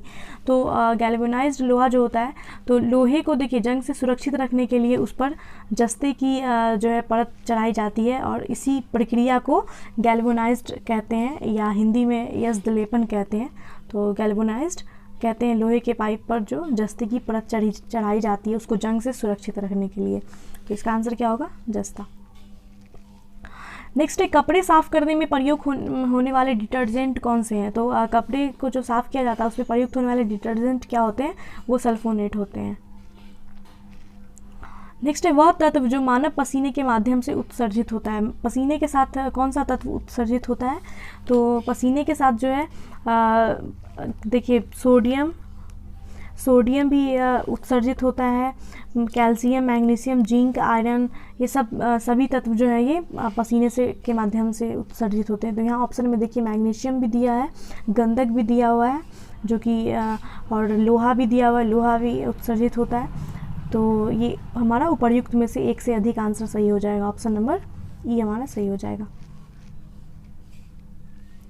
नेक्स्ट है नीला थोथा रासायनिक रूप से क्या है? नीला थोथा का रासायनिक नाम कॉपर सल्फेट होता है, कॉपर सल्फेट। और इसका रासायनिक सूत्र क्या है? CuSO4 × 5H2O। ठीक है, कॉपर सल्फेट का रासायनिक सूत्र है CuSO4 × 5H2O और इसको हम लोग नीला थोथा इसी को बोलते हैं। ठीक है, तो नीला थोथा का रासायनिक नाम क्या है? कॉपर सल्फेट और इसका सूत्र क्या होता है? CuSO4 × 5H2O। नेक्स्ट है निम्नलिखित में से सबसे भारी धातु कौन है? सोना, चांदी, पारा और प्लैटिनम में बताना है कि सबसे भारी धातु कौन सा है। तो प्लैटिनम जो है ये सबसे भारी धातु है। नेक्स्ट स्टेनलेस स्टील एक मिश्र धातु है। स्टेनलेस स्टील जो है ये मिश्र धातु है। ये किस किस से मिलके बनी होती है? तो स्टेनलेस स्टील जो है ये लोहे के साथ कार्बन, निकेल, क्रोमियम को निश्चित रूप से अनुपात में मिलाकर स्टेनलेस स्टील को बनाया जाता है। तो देखिए इसमें क्या क्या ऑप्शन दिया है? लोहा और निकेल, लोहे और निकेल को भी मिलाया जाता है, क्रोमियम को भी मिलाया जाता है और कार्बन को भी मिलाया जाता है। तो देखिए 2 ऑप्शन सही है, तो इसमें उपर्युक्त में से एक से अधिक हो जाएगा इसका आंसर। नेक्स्ट टूटी हुई हड्डियों की रक्षा के लिए प्लास्टर ऑफ पेरिस का प्रयोग होता है। ये क्या है? तो जब हड्डी टूट जाती है तो उस पर प्लास्टर लगाया जाता है ना, प्लास्टर ऑफ पेरिस का प्रयोग किया जाता है। तो प्लास्टर ऑफ पेरिस क्या है? तो प्लास्टर ऑफ पेरिस जिप्सम है, जिप्सम लवण, जिसका रासायनिक सूत्र होता है CaSO4 × 2H2O। ठीक है, तो प्लास्टर ऑफ पेरिस का प्रयोग होता है यह जिप्सम है। ठीक है, तो जिप्सम को जब हम लोग मतलब 373 केल्विन पर गर्म करते हैं तो वो अणुओं का त्याग करके और वो प्लास्टर ऑफ पेरिस में कन्वर्ट हो जाता है। ठीक है, तो ये जिप्सम से ही बनता है प्लास्टर ऑफ पेरिस। नेक्स्ट है प्लास्टर ऑफ पेरिस का सूत्र पूछ रहा है। प्लास्टर ऑफ पेरिस का सूत्र क्या होता है? प्लास्टर ऑफ पेरिस का सूत्र होता है CaSO4 × 2H2O और जिप्सम का सूत्र क्या होता है? CaSO4 × 2H2O जिप्सम होता है, जबकि यहाँ 2 इसके नीचे 2 है, यहाँ 2 क्या है? इंटू में 2 है, H2O के इंटू में 2 होगा तो जिप्सम है, यहाँ नीचे 2 है तो ये प्लास्टर ऑफ पेरिस है। और अगर ये 2 के फॉर्म में ना हो तो इसको ऐसे भी कहीं कहीं पे ऐसे भी लिखते हैं ½ H2O। ठीक है, तो कंफ्यूज मत, अगर हाफ H2O भी है तो प्लास्टर ऑफ पेरिस है, और यहाँ 2 भी है तो प्लास्टर ऑफ पेरिस है। अगर 10th में अच्छे से केमिस्ट्री पढ़ा होगा तो पता ही होगा, जिनको जो भूल गए तो कोई बात नहीं। प्लास्टर ऑफ पेरिस का सूत्र क्या होता है, CaSO4 इंटू ये CuSO4, इसके नीचे है 2 और H2O, और जब इंटू में 2 हो तो जिप्सम का हो जाएगा, और अगर यहाँ 2 ना दे के हाफ H2O है तो वो भी प्लास्टर ऑफ पेरिस है, ठीक है। नेक्स्ट है एक हाइड्रोकार्बन जिसमें कार्बन के 2 परमाणु द्विआबंध जुड़े होते हैं, वो क्या कहलाते हैं। तो एक हाइड्रोकार्बन है जिसमें कार्बन के 2 परमाणु द्विआबंध आपस में जुड़े हैं, तो उसको एल्कीन कहते हैं, ठीक है। एल्कीन, कार्बन कार्बन द्विआबंध वाले श्रृंखला को एल्कीन कहा जाता है, ठीक है। कार्बन कार्बन, इसको एल्कीन कहते हैं। नेक्स्ट है सिरके का रासायनिक नाम क्या है। सिरके का रासायनिक नाम है एसिटिक अम्ल, एसिटिक एसिड सिरके का रासायनिक नाम है, और इसका सूत्र क्या है, CH3COOH, CH3COOH। नेक्स्ट है निम्नलिखित में से कौन सा अम्ल सिरके में उपस्थित होता है। सिरके में कौन सा अम्ल पाया जाता है, एसिटिक एसिड। नेक्स्ट है कार की बैटरी में प्रयोग होने वाला अम्ल। कार की बैटरी में किस अम्ल का प्रयोग किया जाता है, तो सल्फ्यूरिक अम्ल का। नेक्स्ट है सोडा वाटर की बोतल खोलने पर निकलने वाली गैस कौन सी है। तो सोडा वाटर जब हम लोग खोलते हैं उसमें से गैस निकलता है, वो कौन सा गैस निकलता है, कार्बन डाइऑक्साइड गैस। नेक्स्ट है खनिज मिनरल क्या है। मिनरल क्या है, खनिज मिनरल क्या है, तो एक अकार्बनिक ठोस है खनिज मिनरल। खनिज जो है वो प्राकृतिक रूप में पाए जाने वाला एक अकार्बनिक ठोस है। नेक्स्ट है वर्ष 1945 में नागासाकी जापान में गिराए गए बमों में कौन सा विस्फोट प्रयुक्त हुआ था। तो 9 अगस्त 1945 को जो है फैटमैन नाम का बम नागासाकी जापान पर गिराया गया था, और इसमें प्लूटोनियम का प्रयोग किया गया था, विस्फोटक के रूप में प्लूटोनियम का प्रयोग किया गया था। और हिरोशिमा पर भी उसी टाइम बम गिराया गया था। तो हिरोशिमा पर जो बम गिराया गया था वो लिटिल बॉय बम था, उसमें विस्फोटक के रूप में यूरेनियम को यूज़ किया गया था, ठीक है। तो नागासाकी पर जो बम गिराया गया था उसमें प्लूटोनियम विस्फोटक का यूज़ हुआ था, और जो हिरोशिमा पर गिराया गया था उसमें यूरेनियम का यूज़ हुआ था, ये भी याद रखिएगा। नेक्स्ट है एक ही प्रकार का परमाणु निम्न में से किसमें मिलता है। एक ही प्रकार का परमाणु किसमें मिलता है, तो प्राकृतिक तत्व में एक ही प्रकार का परमाणु मिलता है। नेक्स्ट क्वेश्चन है सबसे क्रियाशील धातु कौन सी है। सबसे क्रियाशील धातु है पोटेशियम। इनमें से सब में सबसे ज़्यादा अधिक क्रियाशील धातु पोटेशियम है। पोटेशियम के बाद सोडियम, सोडियम के बाद कैल्शियम, और कैल्शियम के बाद आयरन। नेक्स्ट है वनस्पति तेल से वनस्पति घी बनाने में प्रयुक्त होने वाली गैस। वनस्पति तेल से वनस्पति घी बनाने में जिस गैस का यूज़ करते हैं वो गैस कौन सा है, तो वो हाइड्रोजन है। वनस्पति तेलों से वनस्पति घी जो है वो हाइड्रोजनीकरण की प्रक्रिया के द्वारा बनाया जाता है, हाइड्रोजन गैस का यूज़ करके। नेक्स्ट है आयोडीकृत लवण में क्या रहता है। आयोडीकृत लवण में क्या पाया जाता है, तो आयोडीकृत लवण जो होता है उसमें पोटासियम आयोडाइड पाया जाता है, Ki, पोटासियम आयोडाइड। नेक्स्ट है खाने का नमक किससे बनता है। खाने का नमक जो है ये किससे बनता है, खाने का नमक मजबूत अम्ल और मजबूत क्षार से मिलके बनता है। नेक्स्ट है सभी जैव यौगिक का अनिवार्य मूल तत्व क्या है। सभी जैव यौगिक जो है इनका अनिवार्य मूल तत्व क्या है, तो संसार के सभी जैव पदार्थ जो है ये कार्बनिक यौगिकों से बने होते हैं, तो इनका मूल तत्व क्या है, कार्बन है। नेक्स्ट है ऑक्सीजन अनुपस्थित होता है। ऑक्सीजन किस में नहीं पाया जाता, तो ऑक्सीजन केरोसिन में नहीं पाया जाता है। नेक्स्ट है सिगरेट लाइटर में निम्नलिखित में से कौन सी गैस प्रयुक्त होती है। सिगरेट लाइटर में ब्यूटेन पाया जाता है। ब्यूटेन का फॉर्मूला क्या होता है, C4H10।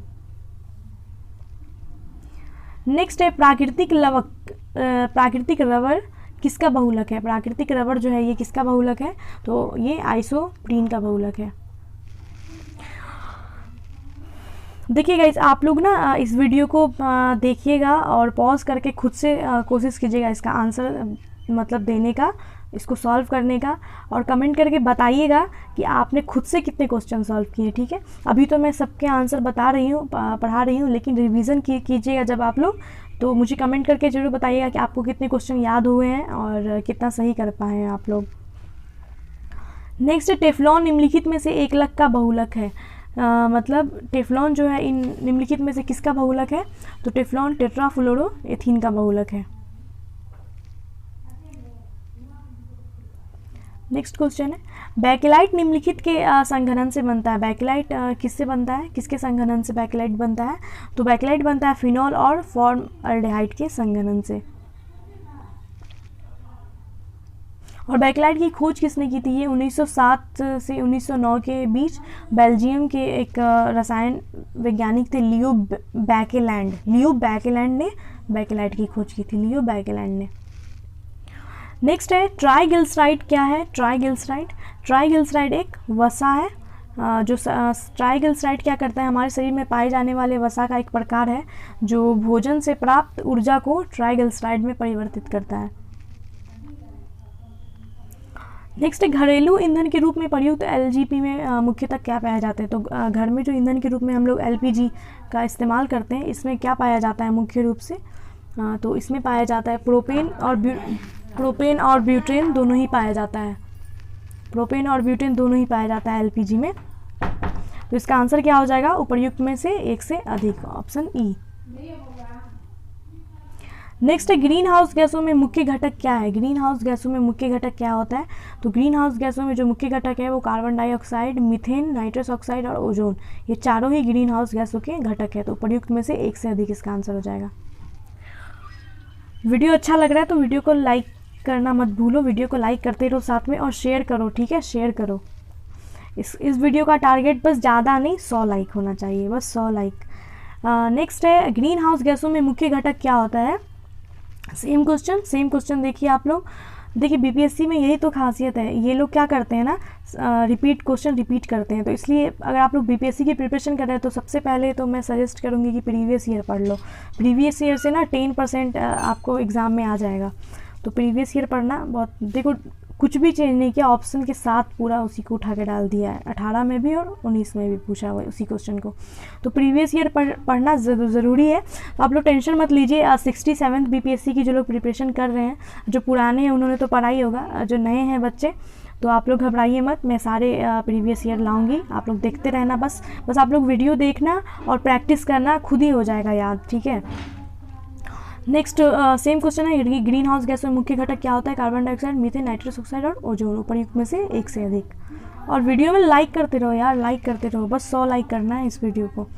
नेक्स्ट है, साबुन गिरिज को हटाता है। साबुन जो है वो गिरिज को किस प्रक्रिया के द्वारा हटाता है? तो ये पाइसीकरण के द्वारा साबुन गिरिज को हटाता है। नेक्स्ट है, सूची 1 को सूची 2 से सुमेलित करना है। इधर पदार्थ है और उसका उपयोग दिया गया है, ठीक है? सूची 1 को सूची 2 से। तो देखिए एस्पार्टेम जो है, एस्पार्टेम इसका उपयोग किया जाता है कृत्रिम मधुकरण के रूप में। फ्रेयॉन का उपयोग किया जाता है प्रशीतक के रूप में। और नियोप्रीन का यूज़ किस लिए किया जाता है? तो नियोप्रीन का यूज़ किया जाता है संश्लेषित रबड़ के लिए। और बेनाड्रिल का उपयोग किया जाता है प्रतिहिस्टामिन के लिए। तो मिलाते हैं हम लोग, ए का 3, बी का 4 दिया है, सी का 1, ए का 2, ऑप्शन नंबर सी हमारा सही है यहाँ पे। नेक्स्ट है, निम्नलिखित में से किसकी मात्रा अम्ल वर्षा में सबसे अधिक होती है? अम्ल वर्षा जो होती है उसमें सबसे अधिक मात्रा में क्या पाया जाता है अम्ल वर्षा में? तो सबसे अधिक H2SO4 जो है अम्ल वर्षा में सबसे अधिक होता है, सल्फ्यूरिक एसिड जिसको बोलते हैं। नेक्स्ट है, अम्ल वर्षा होती है, अम्ल वर्षा किसकी वजह से होती है? कारखानों से, पेट्रोल से, कोयला जलाने से या लकड़ी से होती है। तो अम्ल वर्षा जो है ये जो है कारखानों से, पेट्रोल से तथा ऊर्जा उत्पादन संयंत्र में कोयला जलाने से भी होती है, ठीक है? तो इसका आंसर जो है मतलब ये जो क्वेश्चन है ना, इसको बीपीएससी ने कैंसिल कर दिया था क्योंकि इसमें इसका आंसर एक से अधिक होगा और उस टाइम ई वाला ऑप्शन नहीं चलता था। तो लेकिन अभी तो ई वाला ऑप्शन है, तो आप लोग समझ लो यहाँ पे ई ऑप्शन है, ठीक है? तो अम्ल वर्षा जो है ये किससे होती है? कारखानों से भी होती है, पेट्रोल से, कोयला जलाने से, लकड़ी जलाने से भी होती है। तो ऑप्शन ई इसका यहाँ पे सही होगा, ठीक है? नेक्स्ट क्वेश्चन देखते हैं, शुष्क बर्फ है। शुष्क बर्फ क्या है? शुष्क बर्फ जो है ये बिना बिना द्रव में बदले उद्रपातित होकर जो है कार्बन डाइऑक्साइड गैस में बदल जाती है, तो उसी को शुष्क बर्फ कहते हैं। शुष्क बर्फ क्या है? ठोस कार्बन डाइऑक्साइड है शुष्क बर्फ। नेक्स्ट, निम्नलिखित में से किसे शुष्क बर्फ कहते हैं? सेम क्वेश्चन आ गया, ठोस कार्बन डाइऑक्साइड को शुष्क बर्फ कहते हैं, ये रट लेना। देखो सेम फिर से वही क्वेश्चन, ये तो फेवरेट क्वेश्चन है। शुष्क बर्फ क्या है? ठोस कार्बन डाइऑक्साइड। शुष्क बर्फ ठोस कार्बन डाइऑक्साइड, शुष्क बर्फ ठोस कार्बन डाइऑक्साइड, ठीक है, ऐसे याद करना। नेक्स्ट है, एक कार बैटरी में प्रयुक्त होने वाला विद्युत अपघटक क्या है? ये क्वेश्चन भी हमने देखा है कि कार की बैटरी में अपघटक क्या यूज़ किया जाता है? सल्फ्यूरिक एसिड को यूज़ किया जाता है। ये भी रिपीटेड क्वेश्चन था। नेक्स्ट, निम्नलिखित में से किसमें कार्बन नहीं पाया जाता है? कार्बन किसमें नहीं पाया जाता है? तो देखिए, हीरा, ग्रेफाइट और कोयला, ये तीनों ही कार्बन के अपरूप है, तो इसमें इनमें से कोई भी नहीं इसका आंसर होगा। ये तीनों ही तो कार्बन के अपरूप है। नेक्स्ट है, निम्न में से सबसे सख्त कौन है? सबसे सख्त कौन है निम्न में से? हीरा, ग्लास, क्वार्ट्ज या प्लैटिनम? तो हीरा जो है ये सबसे कठोर प्राकृतिक पदार्थ है। अच्छा, अगर आप लोगों को लग रहा है मैं थोड़ा स्लो बोल रही हूँ तो थोड़ा सा स्पीड बढ़ा लेना, 1.25 या 1.5 पे देख लेना वीडियो को। नेक्स्ट है, निम्न पदार्थों में से कौन सा पदार्थ खाने की वस्तुओं के परिरक्षण के लिए प्रयोग किया जाता है? तो खाने पदार्थ जो खाने की वस्तुएं होती हैं उसकी रक्षा के लिए सोडियम बेंजोएट का प्रयोग किया जाता है, ठीक है। सोडियम बेंजोएट का प्रयोग खाने के परिरक्षण के लिए किया जाता है। नेक्स्ट है, पारद धातु मिश्रण क्या है? पारद धातु मिश्रण क्या है? तो ये है पारद धातु मिश्रण, पारद युक्त मिश्र धातु है, पारद युक्त मिश्र धातु है। नेक्स्ट है, खाना बनाने में प्रयोग की जाने वाली गैस मुख्यतः क्या होती है? खाने बनाने में जो गैस यूज़ की जाती है वो मीथेन गैस होती है। निम्न धातुओं में कौन सामान्य ताप पर द्रव होता है? सामान्य ताप पर जो है पारा जो है सामान्य ताप पर द्रव अवस्था में होता है और इसका प्रयोग थर्मामीटर में ताप मापने के लिए किया जाता है। नेक्स्ट है, ठोस कपूर से कपूर वाष्प बनाने की प्रक्रिया को क्या कहते हैं? ये मैंने फिजिक्स वाले में भी बताया था कि ठोस से बिना द्रव में बदले डायरेक्ट गैस में बदलने की प्रक्रिया को क्या कहते हैं? ऊर्ध्वपातन कहते हैं, सब्लिमेशन कहते हैं। तो ठोस कपूर से कपूर वाष्प, ठोस से वाष्प बनने की प्रक्रिया को ऊर्ध्वपातन कहते हैं। नेक्स्ट क्वेश्चन है, पीतल के बर्तनों को कलई करते समय गर्म बर्तन की सफाई के लिए प्रयोग किए जाने वाले अमोनियम क्लोराइड चूर्ण से निकलने वाला धुआं कौन सा है? तो ये पीतल के बर्तन को कलई करते समय गर्म बर्तन की सफाई के लिए प्रयोग किया जाने वाला अमोनियम क्लोराइड चूर्ण से निकलने वाला धुआं अमोनिया और हाइड्रोक्लोरिक अम्ल होता है, अमोनिया और हाइड्रोक्लोरिक अम्ल होता है। नेक्स्ट है, नींबू खट्टा किस कारण से होता है? नींबू खट्टा क्यों होता है? तो ये साइट्रिक एसिड के कारण नींबू खट्टा होता है। नेक्स्ट है, वाहनों से निकलने वाली गैस कौन सी है? वाहनों से कौन सी गैस निकलती है? तो वाहनों से मुख्यतः carbon dioxide, carbon monoxide, nitrogen के ऑक्साइड, सल्फर डाइऑक्साइड और हाइड्रोकार्बन उत्सर्जित होता है। तो यहाँ देखिए ऑप्शन में कार्बन डाइऑक्साइड भी है, कार्बन मोनोऑक्साइड भी है, नाइट्रोजन ऑक्साइड भी है, तो इसका आंसर भी एक से अधिक होगा, ठीक है। नेक्स्ट है, स्टील को कठोरता प्रदान करने के लिए बढ़ाई जाती है। स्टील को कठोर बनाने के लिए उसमें क्या किस चीज़ की मात्रा ज़्यादा दी जाती है? तो स्टील को कठोर बनाने के लिए कार्बन की मात्रा बढ़ाई जाती है। नेक्स्ट है, किस खनिज से रेडियम प्राप्त किया जाता है? किस खनिज से रेडियम प्राप्त किया जाता है? तो रेडियम जो ये पीच ब्लेड से प्राप्त किया जाता है। पीच ब्लेड जो रेडियम का अयस्क है। नेक्स्ट क्वेश्चन देखिए, काफ़ी अच्छा क्वेश्चन है। तैरने के तालाब में तैरने से मनुष्य की त्वचा जल जाती है, क्यों? तो जो तालाब होता है उसमें अगर तैरता है इंसान तो उसकी त्वचा जल जाती है। तो ये क्यों जल जाती है? क्योंकि तालाब में जो है ना उसकी शुद्धिकरण के लिए क्लोरीन का प्रयोग किया जाता है, क्लोरीन का प्रयोग करते हैं और क्लोरीन की अधिकता के कारण जो है शरीर की त्वचा जल जाती है। तो तैरने के तालाब में तैरने से मनुष्य की त्वचा क्यों जल जाती है? तो क्लोरीन के कारण। नेक्स्ट है, हाइड्रोजन को जलाने से क्या बनता है? हाइड्रोजन को जलाने से पानी बनता है। हाइड्रोजन को जब हम लोग जलाते हैं ऑक्सीजन से तो यहाँ 2H2O बनता है, पानी बन जाता है, ठीक है। नेक्स्ट है, सोने को घोला जा सकता है। सोने को किस में घोला जा सकता है? सोने को घोला जाता है एक्वारेजिया में घोला जाता है, और एक्वारेजिया क्या है? नाइट्रिक और हाइड्रोक्लोरिक अम्ल का मिश्रण है। तो यहाँ ऑप्शन में कहीं पे भी नाइट्रिक और हाइड्रोक्लोरिक एसिड का मिश्रण नहीं दिया गया है। सल्फ्यूरिक एसिड नहीं होगा, नाइट्रिक सिर्फ नाइट्रिक नहीं होगा, नाइट्रिक और हाइड्रोक्लोरिक होगा, ये भी गलत। सल्फ्यूरिक और नाइट्रिक तो नहीं होगा, नाइट्रिक और हाइड्रोक्लोरिक है ना, हाइड्रोक्लोरिक, सिर्फ हाइड्रोक्लोरिक भी नहीं होगा। तो इसका आंसर हो जाएगा इनमें से कोई भी नहीं, ठीक है। ये क्वेश्चन का ई ऑप्शन अगर होता इनमें से कोई भी नहीं है एक से अधिक, तो ई आंसर होगा। तो इसका आंसर देखिए, आप लोग याद रखिएगा, सोने को किस में घोला जाता है, एक्वारेजिया में, और एक्वारेजिया क्या है, नाइट्रिक एसिड और हाइड्रोक्लोरिक एसिड का मिश्रण है, ठीक है। इसका आंसर बी और डी अगर मिला होता तो होता। नेक्स्ट है, हाइड्रोक्लोरिक एसिड कांच की बोतल में नहीं रखा जाता है क्योंकि यह अभिक्रिया करता है। हाइड्रोफ्लोरिक एसिड जो है इसको कांच की बोतल में नहीं रखा जाता है क्योंकि हाइड्रोफ्लोरिक जो है H2F ये अत्यधिक क्रियाशील यौगिक है और ये कांच की सिलिकॉन डाइऑक्साइड से प्रतिक्रिया कर लेता है जिससे बोतल में विस्फोट हो सकता है।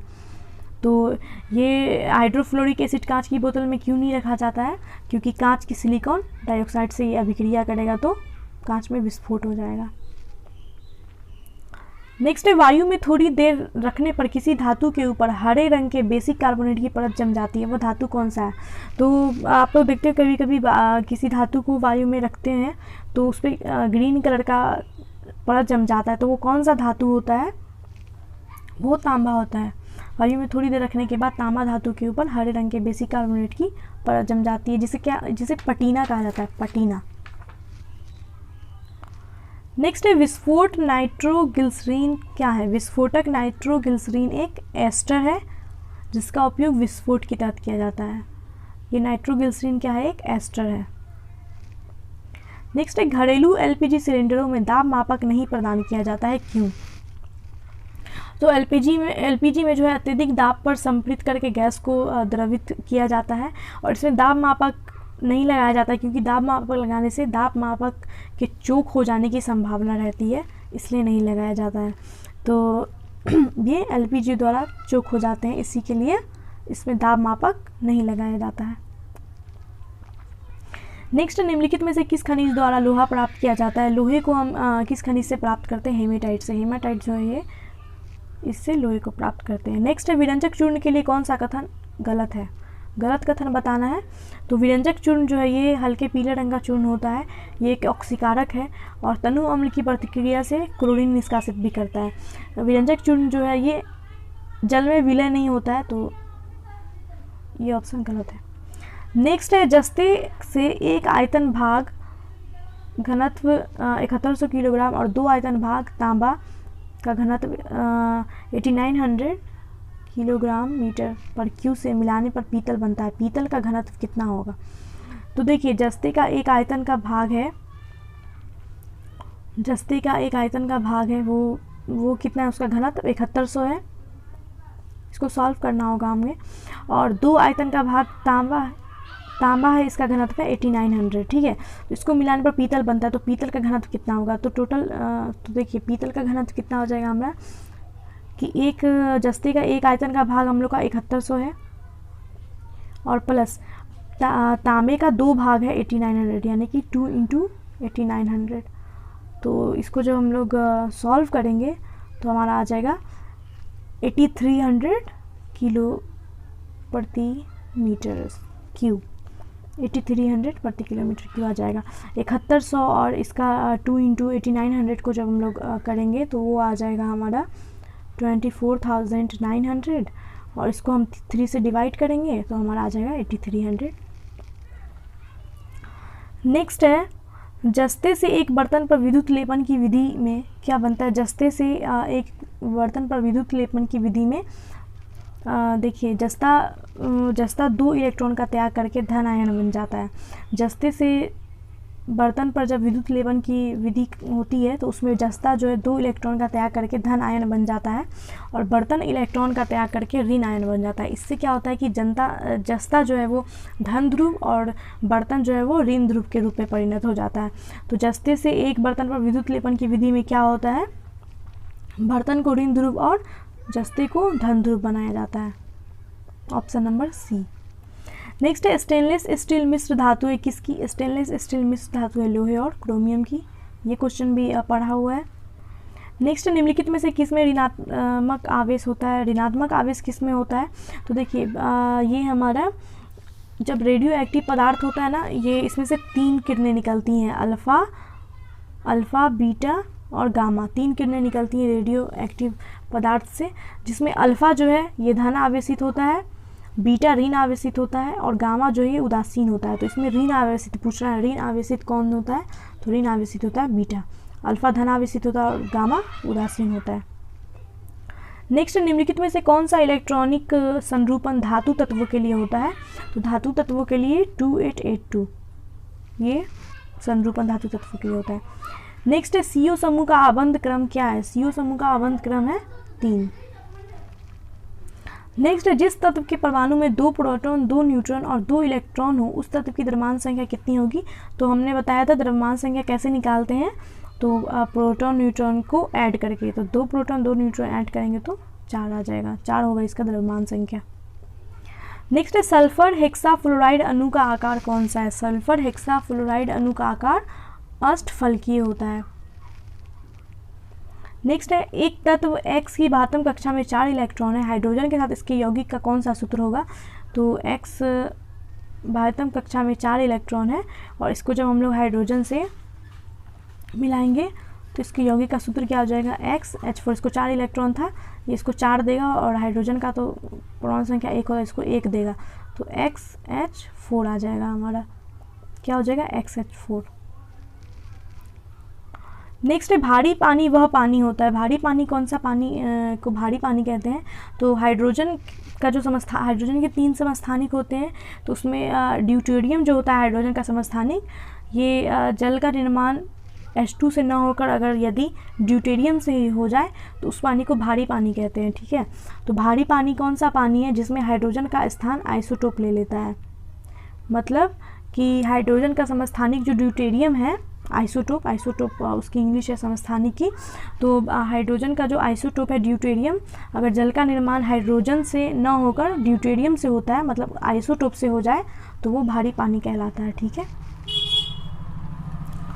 नेक्स्ट क्वेश्चन है, किसी परमाणु नाभिक का आइसोटोप वह नाभिक है जिसमें आइसोटोप किसको बोलते हैं? आइसोटोप कौन सा प्रक्रिया है? तो आइसोटोप में देखिए वो वे परमाणु जो द्रव्यमान संख्या में समान होते हैं, जिसका द्रव्यमान सेम होता है लेकिन उसका प्रोटॉन संख्या द्रव्यमान संख्या असमान है और प्रोटॉन संख्या समान है, उसको कहते हैं आइसोटोप। समस्थानिक उसको कहते हैं, समस्थानिक किसको कहते हैं? जिसमें द्रव्यमान संख्या असमान होता है लेकिन प्रोटॉन संख्या समान होता है। तो द्रव्यमान संख्या वही होती, ये न्यूट्रॉन संख्या वही होता है, प्रोटॉन संख्या भिन्न होता है, गलत। प्रोटॉन सेम होता है, प्रोटॉन की संख्या वही होती है, न्यूट्रॉन की संख्या भिन्न होती है। ऑप्शन नंबर बी सही हो जाएगा। नेक्स्ट है, दूध किसका उदाहरण है? दूध उदाहरण है इमल्सन का। इमल्सन एक कोलाइड होता है, दूध जो है वो फ्रेश क्रीम द्रव इमल्सन का उदाहरण है। नेक्स्ट है, अल्कोहलिक खमीर का आखिरी उत्पाद क्या है? अल्कोहलिक खमीर का आखिरी उत्पाद क्या है? तो अल्कोहलिक क्रीम का आखिरी उत्पाद होता है इथाइल अल्कोहल। नेक्स्ट है, शक्कर के किण्वन से क्या बनता है? शक्कर के किण्वन से इथाइल अल्कोहल बनता है। नेक्स्ट है, ग्लूकोज का सूत्र क्या होगा? ग्लूकोज का सूत्र होगा C6H12O6। नेक्स्ट, अपमार्जक डिटर्जेंट क्या है? डिटर्जेंट है शोधन अभिकर्ता। सफाई कार्य करने के लिए प्रयुक्त होने वाले पदार्थ साबुन एवं अपमार्जक कहलाते हैं। अपमार्जक क्या है? शोधन अभिकर्ता है। नेक्स्ट है, निम्न में से कौन सा पदार्थ साबुन बनाने में प्रयोग किया जाता है? साबुन को बनाने के लिए वनस्पति तेल का प्रयोग किया जाता है। नेक्स्ट है, पीतल में कौन कौन सी धातुएं होती हैं? पीतल में तांबा और जस्ता, तांबे और जस्ता होती है। Option number D. नेक्स्ट है, तीसरे और चौथे समूह के ऑक्साइड का सामान्य गुणधर्म क्या है? तीसरे और चौथे समूह के ऑक्साइड का सामान्य गुणधर्म बेसिक और एसिडिक है। बेसिक और एसिडिक है। नेक्स्ट है, रेडियोधर्मी पदार्थ उत्सर्जित करता है। रेडियोधर्मी पदार्थ क्या उत्सर्जित करता है? मैंने बताया था रेडियोधर्मी पदार्थ जो है वो 3 किरणें उत्सर्जित करता है, अल्फा बीटा गामा। उपयुक्त सभी इसका आंसर हो जाएगा, जिसमें अल्फा क्या है? धन आवेशित है, बीटा क्या है? ऋण आवेशित है और गामा उदासीन होता है। नेक्स्ट क्वेश्चन है, हवा में जिस गैस की मात्रा सबसे अधिक है वो क्या है? तो सबसे ज़्यादा नाइट्रोजन पाया जाता है हवा में 78%। नेक्स्ट वायु क्या है? वायु क्या है? तो वायु जो है वो गैसों का मिश्रण है जिसमें nitrogen, oxygen, argon, carbon dioxide, hydrogen, helium, neon वगैरह मिले होते हैं। तो वायु क्या है? गैसों का मिश्रण है। नेक्स्ट है मच्छर भगाने वाली दवाओं में सक्रिय रसायन क्या है? मच्छर भगाने वाली दवाएं जो है एलिथ्रीन नामक यौगिक जो है वो मच्छर भगाने के लिए काम की में आती है, एलिथ्रीन। नेक्स्ट है जल की अस्थायी कठोरता का क्या कारण है? जल की अस्थायी कठोरता का कारण है कैल्शियम तथा मैग्नीशियम के क्लोराइड और सल्फेट। कैल्शियम तथा मैग्नीशियम के क्लोराइड और सल्फेट जल की अस्थायी कठोरता के कारण है। नेक्स्ट है हास्य गैस क्या है? हंसने वाली गैस किसको कहा जाता है? तो नाइट्रस ऑक्साइड को हंसने वाली गैस कहा जाता है। नेक्स्ट सेम क्वेश्चन है, हंसने वाली गैस किसको कहा जाता है? तो नाइट्रस ऑक्साइड को। नेक्स्ट है सूची 1 को सूची 2 से सुमेलित करना है। सूची 1 को सूची 2 से सुमेलित करना है। त्वचा कैंसर कैसे होता है? त्वचा कैंसर होता है पैराबैग्निक किरणों की वजह से। ध्वनि प्रदूषण को जो है डेसिमल से लिखते हैं, डेसिमल मात्रक होता है इसका। वैश्विक तापन क्या होगा? कार्बन डाइऑक्साइड, वैश्विक तापन। और ओजोन छिद्र किसकी वजह से होता है? क्लोरोफ्लोरोकार्बन की वजह से होता है। तो ए का 2, बी का 3, सी का 4 और डी का 1, ऑप्शन नंबर बी हमारा सही हो जाएगा। ऑरिजिन ऑफ स्पीसीज ये किसने लिखी है? पुस्तक the origin of species Darwin के द्वारा लिखी गई है, चार्ल्स डार्विन के द्वारा। नेक्स्ट है मानव तंत्र में इंसुलिन किसका चयापचय यानी कि मेटाबॉलिज्म नियंत्रित करता है? इंसुलिन जो है मानव तंत्र में किसका मेटाबॉलिज्म नियंत्रित करता है? तो ये कार्बोहाइड्रेट को नियंत्रित करता है। नेक्स्ट है निम्नलिखित में से एंटीबायोटिक्स है, एंटीबायोटिक्स कौन सा है इनमें से? तो पेनिसिलिन और सल्फाडाइजिन ये दोनों ही एंटीबायोटिक्स हैं। तो इसलिए इसका आंसर हो जाएगा उपर्युक्त में से एक से अधिक। पेनिसिलिन और सल्फाडाइजिन ये दोनों ही एंटीबायोटिक्स हैं, इसलिए इसका आंसर उपर्युक्त में से एक से अधिक होगा। नेक्स्ट क्वेश्चन देखते हैं, निम्नलिखित में से कौन सा मुख्यतः कार्बोहाइड्रेट है? कार्बोहाइड्रेट कौन सा है इनमें से? तो चावल जो है ये कार्बोहाइड्रेट का मुख्य स्रोत है। नेक्स्ट है कीट संवर्धन क्या है? कीट संवर्धन क्या है? तो कीटों की वृद्धि करने के विज्ञान को कीट संवर्धन कहते हैं, कीटों की वृद्धि करने के विज्ञान को। नेक्स्ट क्वेश्चन है जेनेटिक्स निम्न में से किसका अध्ययन है? जेनेटिक्स में हम लोग किसका अध्ययन करते हैं? तो आनुवांशिकता और विचरण का। जेनेटिक्स जीव विज्ञान की वह शाखा है जिसके अंतर्गत जीवधारियों में जीनों, आनुवांशिकता और विचरण का अध्ययन किया जाता है। नेक्स्ट क्वेश्चन है लौंग पौधे के किस भाग से प्राप्त होता है? तो लौंग जो है ये यूजीनिया कैरियोफाइलेटा नामक सदाबहार वृक्ष की सूखी हुई पुष्प कलिका है। लौंग है ये पुष्प कलिका है, शुष्क पुष्प कली। नेक्स्ट है पादप कली क्या है? पादप कली एक भूर्णीय टहनी है। नेक्स्ट पौधे जो नमक युक्त मिट्टी में उगते हैं उनको क्या कहते हैं? जो पौधे नमक युक्त मिट्टी में उगते हैं उन्हें हेलोफाइट कहा जाता है। नेक्स्ट है इलेक्ट्रोएन्सेफेलोग्राम EEG निम्न में से किसकी निगरानी के लिए किया जाता है? तो EEG जो है ये मस्तिष्क की विद्युतीय गतिविधि को मापने वाला यंत्र है, तो ये मस्तिष्क के लिए इसका उपयोग होता है। नेक्स्ट है जीवों में अत्यधिक विविधता का क्या कारण है? जीवों में अत्यधिक विविधता का कारण उत्परिवर्तन है। उत्परिवर्तन जीवों में विविधता का कारण है। नेक्स्ट है मेंडल के आनुवांशिकता का सिद्धांत किस पर आधारित है? मेंडल के आनुवांशिकता का सिद्धांत लैंगिक जनन पर आधारित है। नेक्स्ट है डीएनए की खोज किसने की थी? तो डीएनए की खोज देखिए एक गलत अवधारणा है जिसके तहत ये कहा जाता है कि जेम्स वॉटसन और फ्रांसिस क्रिक विलिंगसन और फ्रैंकलिन नामक वैज्ञानिकों ने डीएनए की खोज की थी। इन लोगों ने डीएनए की खोज नहीं की थी, इन्होंने डीएनए की मतलब एक्सरे के विश्लेषण के द्वारा 1953 में इन लोगों ने डीएनए का कुंडलीकरण किया था, कुंडलीकरण प्रस्तुत किया था। डीएनए की खोज नहीं की थी, डीएनए का कुंडलीकरण विन्यास प्रस्तुत किया था 1953 में। डीएनए की जो वास्तव में पहचान की गई थी ये सर्वप्रथम 1869 में फ्रेडरिक मिस्टर ने किया था। नाम क्या था? फ्रेडरिक मिस्टर ने 1869 में डीएनए का वास्तव में पहचान किया था। और पहचान किस नाम से किया था? तो उन्होंने उसे न्यूक्लिन कहा था। फ्रेडरिक ने इसको न्यूक्लिन कहा था। ठीक है, तो डीएनए की खोज जो की गई थी ये फ्रेडरिक मिस्टर के द्वारा की गई थी। उपर्युक्त में से कोई भी नहीं इसका आंसर होगा। नेक्स्ट है, जीव कोशिकाओं में आनुवांशिक लक्षणों के नियंत्रण में कौन सा उत्तरदायी है? जीव कोशिकाओं में आनुवांशिक लक्षणों के लिए नियंत्रण के लिए कौन उत्तरदायी है? तो डीएनए। नेक्स्ट है, यकृत एवं मांसपेशियों में ऊर्जा जमा होती है किस रूप में? यकृत और मांसपेशियों में ऊर्जा ग्लाइकोजन के रूप में जमा रहता है। नेक्स्ट है, मानव शरीर में होता है कितना? लगभग 70% पानी, 20 से 30% पानी, 10 से 20% पानी या 30 से 40% पानी। तो हमारे शरीर का अधिकतम भाग जो है वो जल से बना हुआ है। तो हमारे शरीर में जल की जो मात्रा है वो लगभग 2/3 होती है, यानी कि लगभग 70%। नेक्स्ट, निम्नलिखित में से कौन सा विटामिन प्रतिस्कंदक विषों के प्रतिविष प्रतिकारक के रूप में प्रयोग किया जाता है? तो स्कंदक विषों के प्रतिविष प्रतिकारक के रूप में विटामिन के का प्रयोग किया जाता है। इस विटामिन को रुधिर स्रावरोधी पदार्थ कहते हैं। इसकी कमी वाले व्यक्तियों का जो है ऑपरेशन आसानी से नहीं किया जा सकता है, क्योंकि अधिक रुधिर बह जाने का डर रहता है। तो ये विटामिन के इसका आंसर होगा। नेक्स्ट है, निम्नलिखित में से किस विटामिन को अर्गोकैल्सिफेरॉल कहते हैं? अर्गोकैल्सिफेरॉल कहते हैं विटामिन D2 को।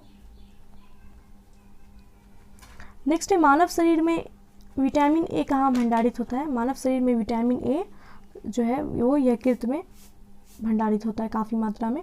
और विटामिन ए का रासायनिक नाम क्या है? रेटिनॉल। रेटिनॉल विटामिन ए का रासायनिक नाम है रेटिनॉल, जिसकी कमी से क्या होता है? रतौंधी हो जाती है। नेक्स्ट है, निम्नलिखित युग्मों में सही सुमेलित नहीं है, उसको बताना है। तो रेटिनॉल यानी कि विटामिन ए की कमी से जो है जीरोफ्लैथमिया होता है, तो ये सही है। टोकोफेरॉल की कमी से बेरी होता है, ये गलत है। बेरी जो है ये विटामिन B1 यानी कि थायमिन की कमी से होता है, तो ये ऑप्शन गलत हो जाएगा। साइनोकोबालेमिन की कमी से रक्ताल्पता होता है, ये सही है। और अर्गोकैल्सिफेरॉल की वजह से रिकेट्स नाम की बीमारी होती है, ये भी सही है। तो हमारा आंसर क्या हो जाएगा इसमें है कि जो सुमेलित नहीं बताना है, तो ऑप्शन नंबर बी सुमेलित नहीं है, तो हमारा आंसर हो जाएगा ऑप्शन बी। नेक्स्ट है, निम्नलिखित में से किस युग में सही सुमेल नहीं है? सही सुमेल नहीं बताना है। तो देखिए, विटामिन B1 संतरा में विटामिन B1 पाया जाता है। तो एक्चुअली संतरा जो है वो विटामिन सी का प्रमुख स्रोत है, लेकिन इसमें विटामिन 1 भी पाया जाता है, तो ये सही है। विटामिन डी कार्ड यकृत तेल में पाया जाता है, ये भी सही है। विटामिन ई गेहूं अंकुर तेल में पाया जाता है, ये भी सही है। विटामिन के अल्फा फाल्फा में पाया जाता है, ये भी सही है। तो उपर्युक्त में से एक से अधिक इसका समझो उपर्युक्त में से कोई भी नहीं, क्योंकि इसमें पूछ रहा है कौन सुमेल नहीं है, तो सभी सुमेलित हैं, तो इसलिए इसका आंसर हो जाएगा उपर्युक्त में से एक से अधिक। नेक्स्ट है, जिस विटामिन में कोबाल्ट होता है वह क्या है? किस विटामिन में कोबाल्ट होता है? तो B12 में कोबाल्ट होता है। नेक्स्ट है, एक स्वस्थ वयस्क मनुष्य में रक्त का कुल परिमाप कितना होता है? तो एक वयस्क मनुष्य में रक्त का जो परिमाप होता है वो 5 से 6 लीटर होता है। नेक्स्ट है, इनमें से रक्त दाब का मापक यंत्र कौन है? रक्त दाब किससे मापा जाता है? स्फिग्नोमैनोमीटर से। नेक्स्ट है, वृक्क से प्रति मिनट औसत रक्त प्रवाह होता है। वृक्क से प्रति मिनट कितना औसत रक्त प्रवाह होता है? तो 1200 सीसी। नेक्स्ट है, इंसुलिन क्या है? तो इंसुलिन एक प्रोटीन है। इंसुलिन जो है वो अग्नाशय के अंतःस्रावी भाग लैंगरहैंस की दीपिका की बीटा कोशिकाओं से स्रावित होने वाला एक जंतु हार्मोन है, ठीक है। तो इंसुलिन क्या है? एक हार्मोन है, एक प्रोटीन है। नेक्स्ट, निम्नलिखित में से कौन सा हार्मोन है? तो इंसुलिन एक हार्मोन है। नेक्स्ट देखते हैं, निम्नलिखित में से कौन सा हार्मोन स्तन ग्रंथियों से दुग्ध का स्राव होने में भूमिका निभाता है? तो कौन सा वो हार्मोन है जो स्तन ग्रंथियों से दुग्ध का स्राव होने में भूमिका निभाता है? तो वो ऑक्सीटोसिन हार्मोन है। नेक्स्ट है, निम्नलिखित में से किस हार्मोन में आयोडीन मिली होती है? आयोडीन जो है ये थायरोक्सिन हार्मोन में मिली होती है। नेक्स्ट, प्रकाश संश्लेषण किस में होता है? प्रकाश संश्लेषण क्लोरोप्लास्ट में होता है। नेक्स्ट, प्रकाश संश्लेषण का उपोत्पाद क्या है? प्रकाश संश्लेषण का उपोत्पाद O2 है, ऑक्सीजन है। नेक्स्ट है, सौर ऊर्जा एटीपी में बदलती है। सौर ऊर्जा एटीपी में क्लोरोप्लास्ट में बदलती है। नेक्स्ट, कोशिका का शक्ति स्रोत क्या है? तो कोशिका का शक्ति स्रोत माइटोकॉन्ड्रिया है। माइटोकॉन्ड्रिया को कोशिका का पावर हाउस कहा जाता है। नेक्स्ट है, भ्रूण किस में मिलता है? भ्रूण मिलता है हमें बीज में। नेक्स्ट, निम्नलिखित में से कौन प्रतिजैविक औषधि है? प्रतिजैविक औषधि कौन है इनमें से? तो क्लोरामफेनिकॉल और सल्फागुआनिडीन, ये दोनों ही जो है वो प्रतिजैविक औषधि है। तो ऑप्शन नंबर ई सही हो जाएगा, उपर्युक्त में से एक से अधिक। नेक्स्ट है, टाइफाइड तथा कालरा किसका उदाहरण है? तो टाइफाइड तथा कालरा जो है ये जलजन्य रोग है, जलजन्य रोग। नेक्स्ट है, मनुष्य में एफ्लाटॉक्सिन खाद्य विषाक्तन द्वारा सामान्यतः कौन सा अंग प्रभावित होता है? तो यकृत जो है ये एक पाचक ग्रंथि है जो कि खाद्य विषाक्तन द्वारा प्रभावित हो जाती है। तो खाद्य विषाक्तन द्वारा अंग जो प्रभावित होता है वो यकृत है।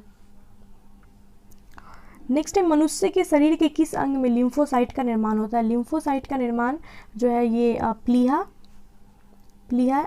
यानी कि तिल्ली या प्लीहा, और अस्थि मज्जा यानी कि बोन मैरो, इन दोनों में ही जो है लिम्फोसाइट का निर्माण होता है, तिल्ली और अस्थि मज्जा। तो इसका आंसर हो जाएगा उपर्युक्त में से एक से अधिक। नेक्स्ट है, ओंकोजीन किससे संबंधित है?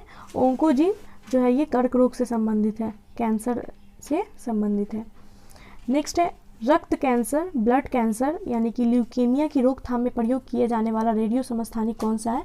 तो ल्यूकेमिया यानी कि ब्लड कैंसर की रोकथाम में प्रयोग किए जाने वाला रेडियो समस्थानिक जो है वो फॉस्फोरस P32, फॉस्फोरस P32 और कोबाल्ट 60, ये दोनों ही हैं।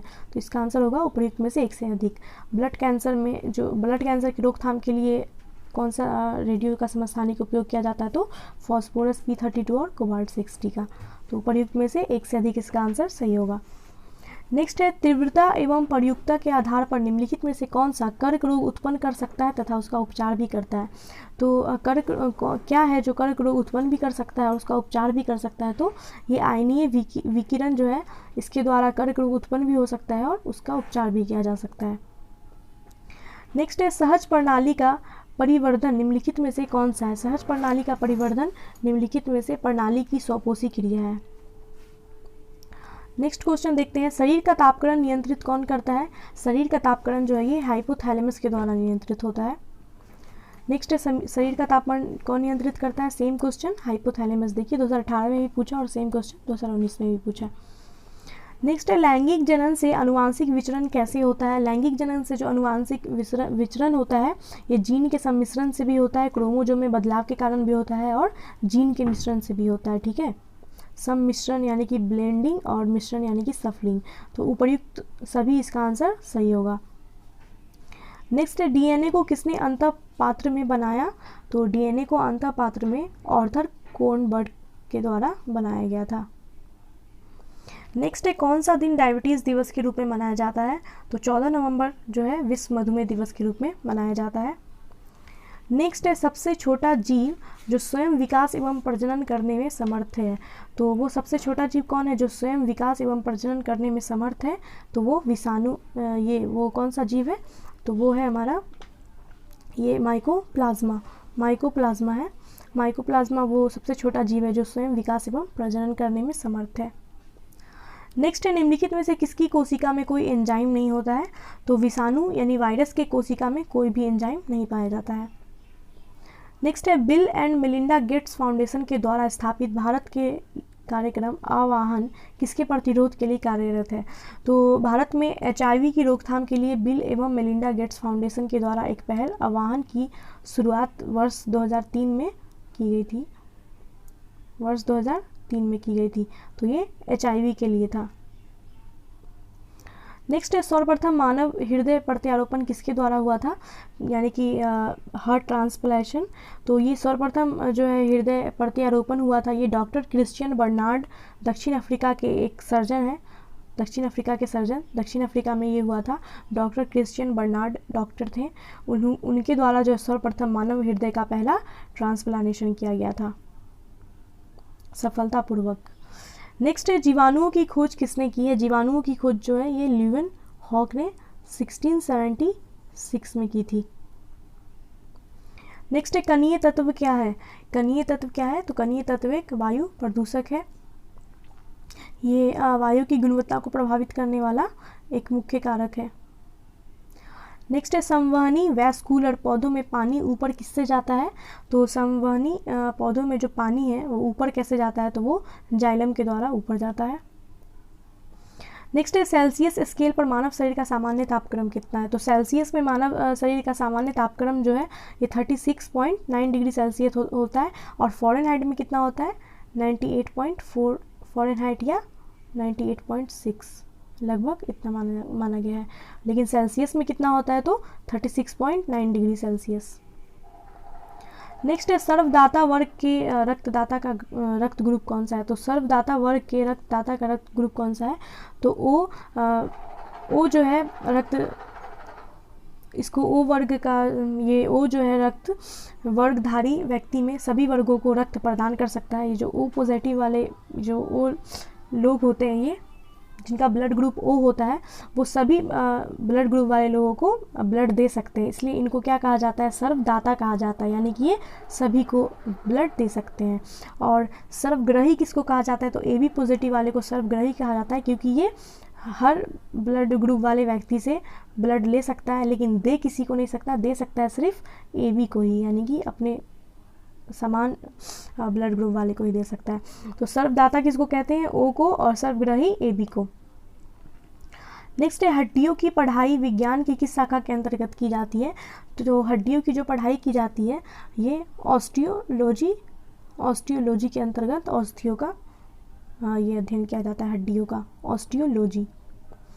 नेक्स्ट है कशेरुक रज्जु में कितनी जोड़ी तंत्रिकाएं मिलती हैं? कशेरुक रज्जु में जो है 31 जोड़ी तंत्रिकाएं निकलती हैं। नेक्स्ट है मनुष्य के जीवन काल में कितने दांत 2 बार विकसित होते हैं? तो मनुष्य के जीवन काल में जो दांत 2 बार विकसित होते हैं, 20 दांत ही हैं जो 2 बार विकसित होते हैं, 12 दांत जो है ये एक ही बार पैदा होते हैं। नेक्स्ट है मनुष्य की खोपड़ी में कितनी अस्थियां होती हैं? मनुष्य के खोपड़ी में कुल 28 अस्थियां पाई जाती है।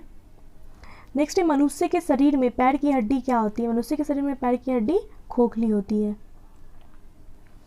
नेक्स्ट है 20 वर्ष की आयु में मानव शरीर में हड्डियों की संख्या कितनी होगी? तो मानव शरीर में हड्डियों की संख्या कितनी होती है? 206। तो उपर्युक्त में से कोई भी नहीं। नेक्स्ट क्वेश्चन है हमारा, निम्नलिखित में से कौन सा मनुष्य में अवशेषी अंग नहीं है? मनुष्य में अवशेषी अंग कौन सा नहीं है? तो सामने वाले चपेट दांत जो है ये मनुष्य में अवशेषी अंग नहीं है। नेक्स्ट देखते हैं जैविक सिस्टम में रासायनिक क्रिया की प्रक्रिया को तेज करने में उत्तरदायी पदार्थ कौन सा है? तो जीवों में जो ज़्यादातर अभिक्रियाएं होती हैं ये एंजाइम की उपस्थिति में होती हैं। नेक्स्ट है विटामिन जो खट्टे फलों में पाया जाता है तथा चमड़ को स्वस्थ रखने में ज़रूरी है, तो वो कौन सा ऐसा विटामिन है जो खट्टे फलों में पाया जाता है और चमड़ को स्वस्थ रखने में ज़रूरी होता है? तो ये विटामिन सी विशेषकर आंवला, नींबू, संतरा, नारंगी, अमरूद में पाया जाता है। नेक्स्ट क्वेश्चन है विटामिन सी का रासायनिक नाम क्या है? विटामिन सी का रासायनिक नाम है स्कॉर्बिक अम्ल। नेक्स्ट है इल्यूनिन कहाँ से प्राप्त होता है हमें? इल्यूनिन एक पॉलीसैकेराइड है जो डहेलिया की जड़ों से प्राप्त होता है। डहेलिया की जड़ों से हमें इल्यूनिन प्राप्त होता है।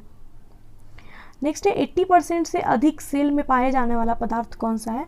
तो 80% से अधिक कोशिका में सेल यानी कोशिका में पाए जाने वाला पदार्थ जल है, इसकी मात्रा लगभग 80% होती है।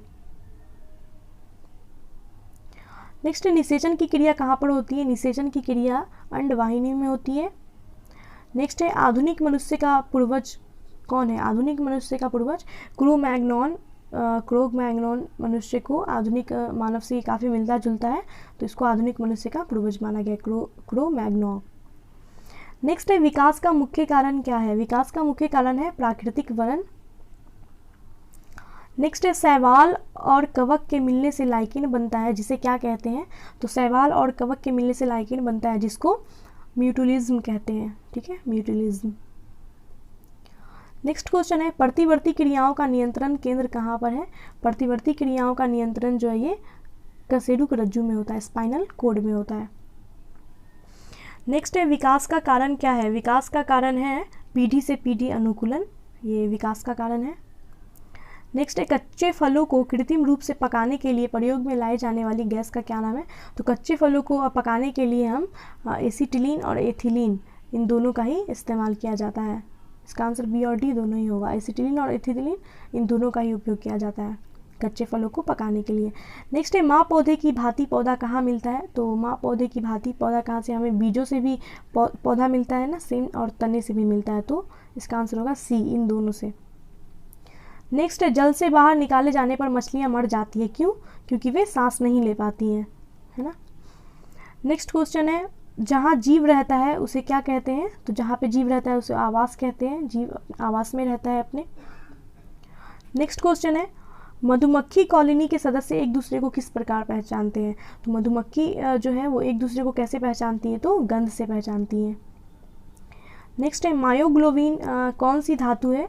मायोग्लोबिन जो है ये कौन सी धातु है? तो मायोग्लोबिन लोहा और ऑक्सीजन युक्त एक प्रोटीन है, ठीक है, लोहा इसका आंसर होगा।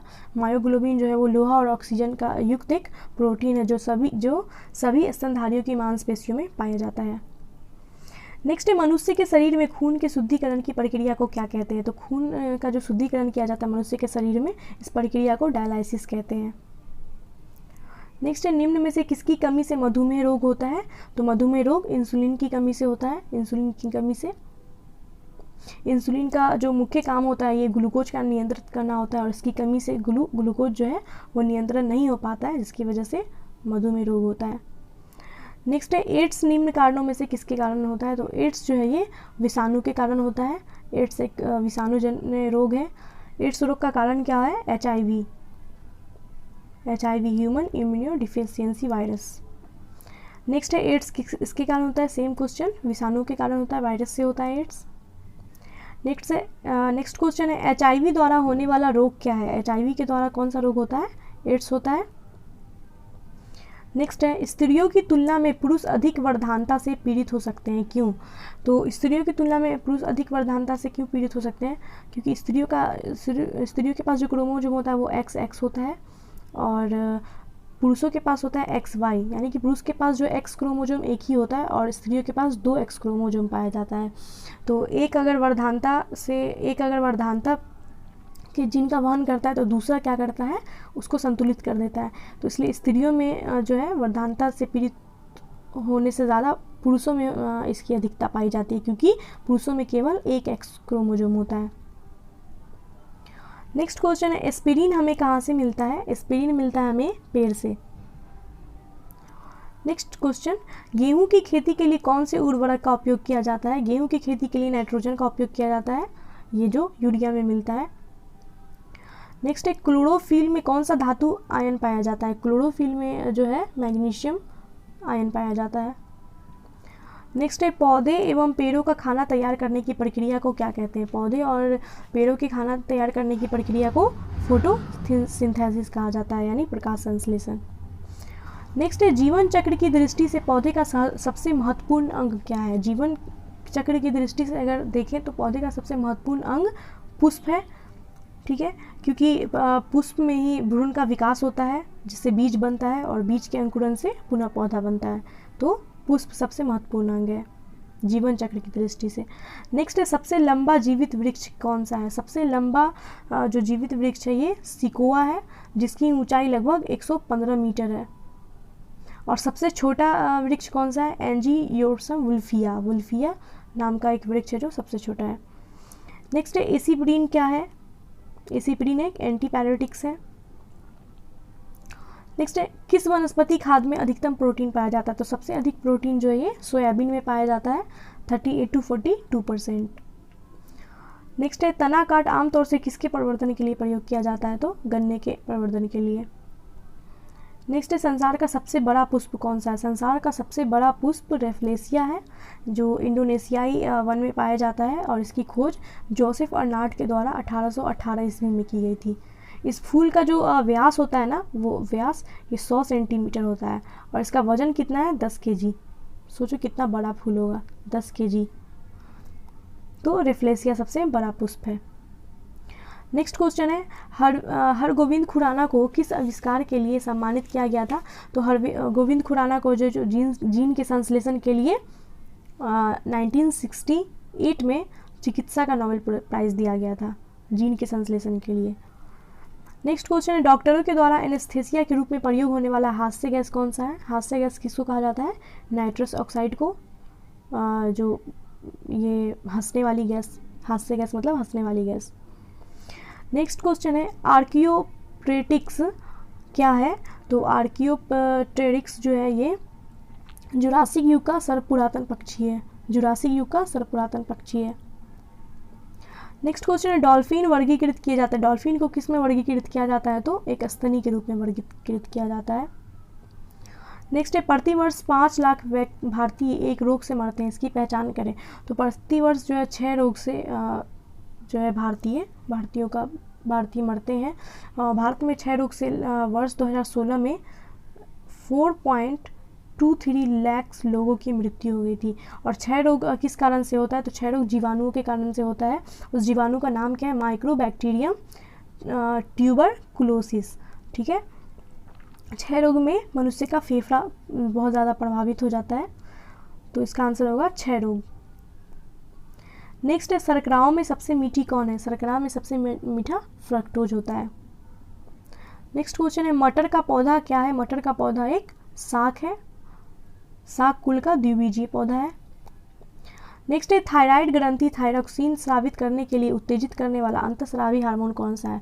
तो थायराइड ग्रंथि थायरोक्सिन स्रावित करने के लिए उत्तेजित करने वाला अंतःस्रावी हार्मोन है TSH। नेक्स्ट क्वेश्चन, जब हम बकरी या भेड़ का मांस खाते हैं तब हम क्या कहलाते हैं? तो जब हम बकरी या भेड़ का मांस खाते हैं तो हम लोग द्वितीय उपभोक्ता कहलाते हैं। जो शाकाहारी होते हैं, जो पत्ते और घास खाते हैं, उन्हें प्राथमिक उपभोक्ता कहा जाता है, और प्राथमिक उपभोक्ता को जो खाते हैं उसको द्वितीय उपभोक्ता कहा जाता है, यानी कि मांसाहारी जो होते हैं वो द्वितीय उपभोक्ता होते हैं। So guys, thanks for watching this video. I hope आपको ये वीडियो अच्छा लगा होगा। तो प्लीज़ वीडियो को लाइक कीजिए, कमेंट करके हमें बताइए आपको वीडियो कैसा लगा है, और शेयर कीजिए अपने दोस्तों को हर जगह। और चैनल पे नए हैं तो चैनल को सब्सक्राइब करना बिल्कुल मत भूलिएगा। थैंक यू गाइज, मिलते हैं नेक्स्ट वीडियो में। Bye, take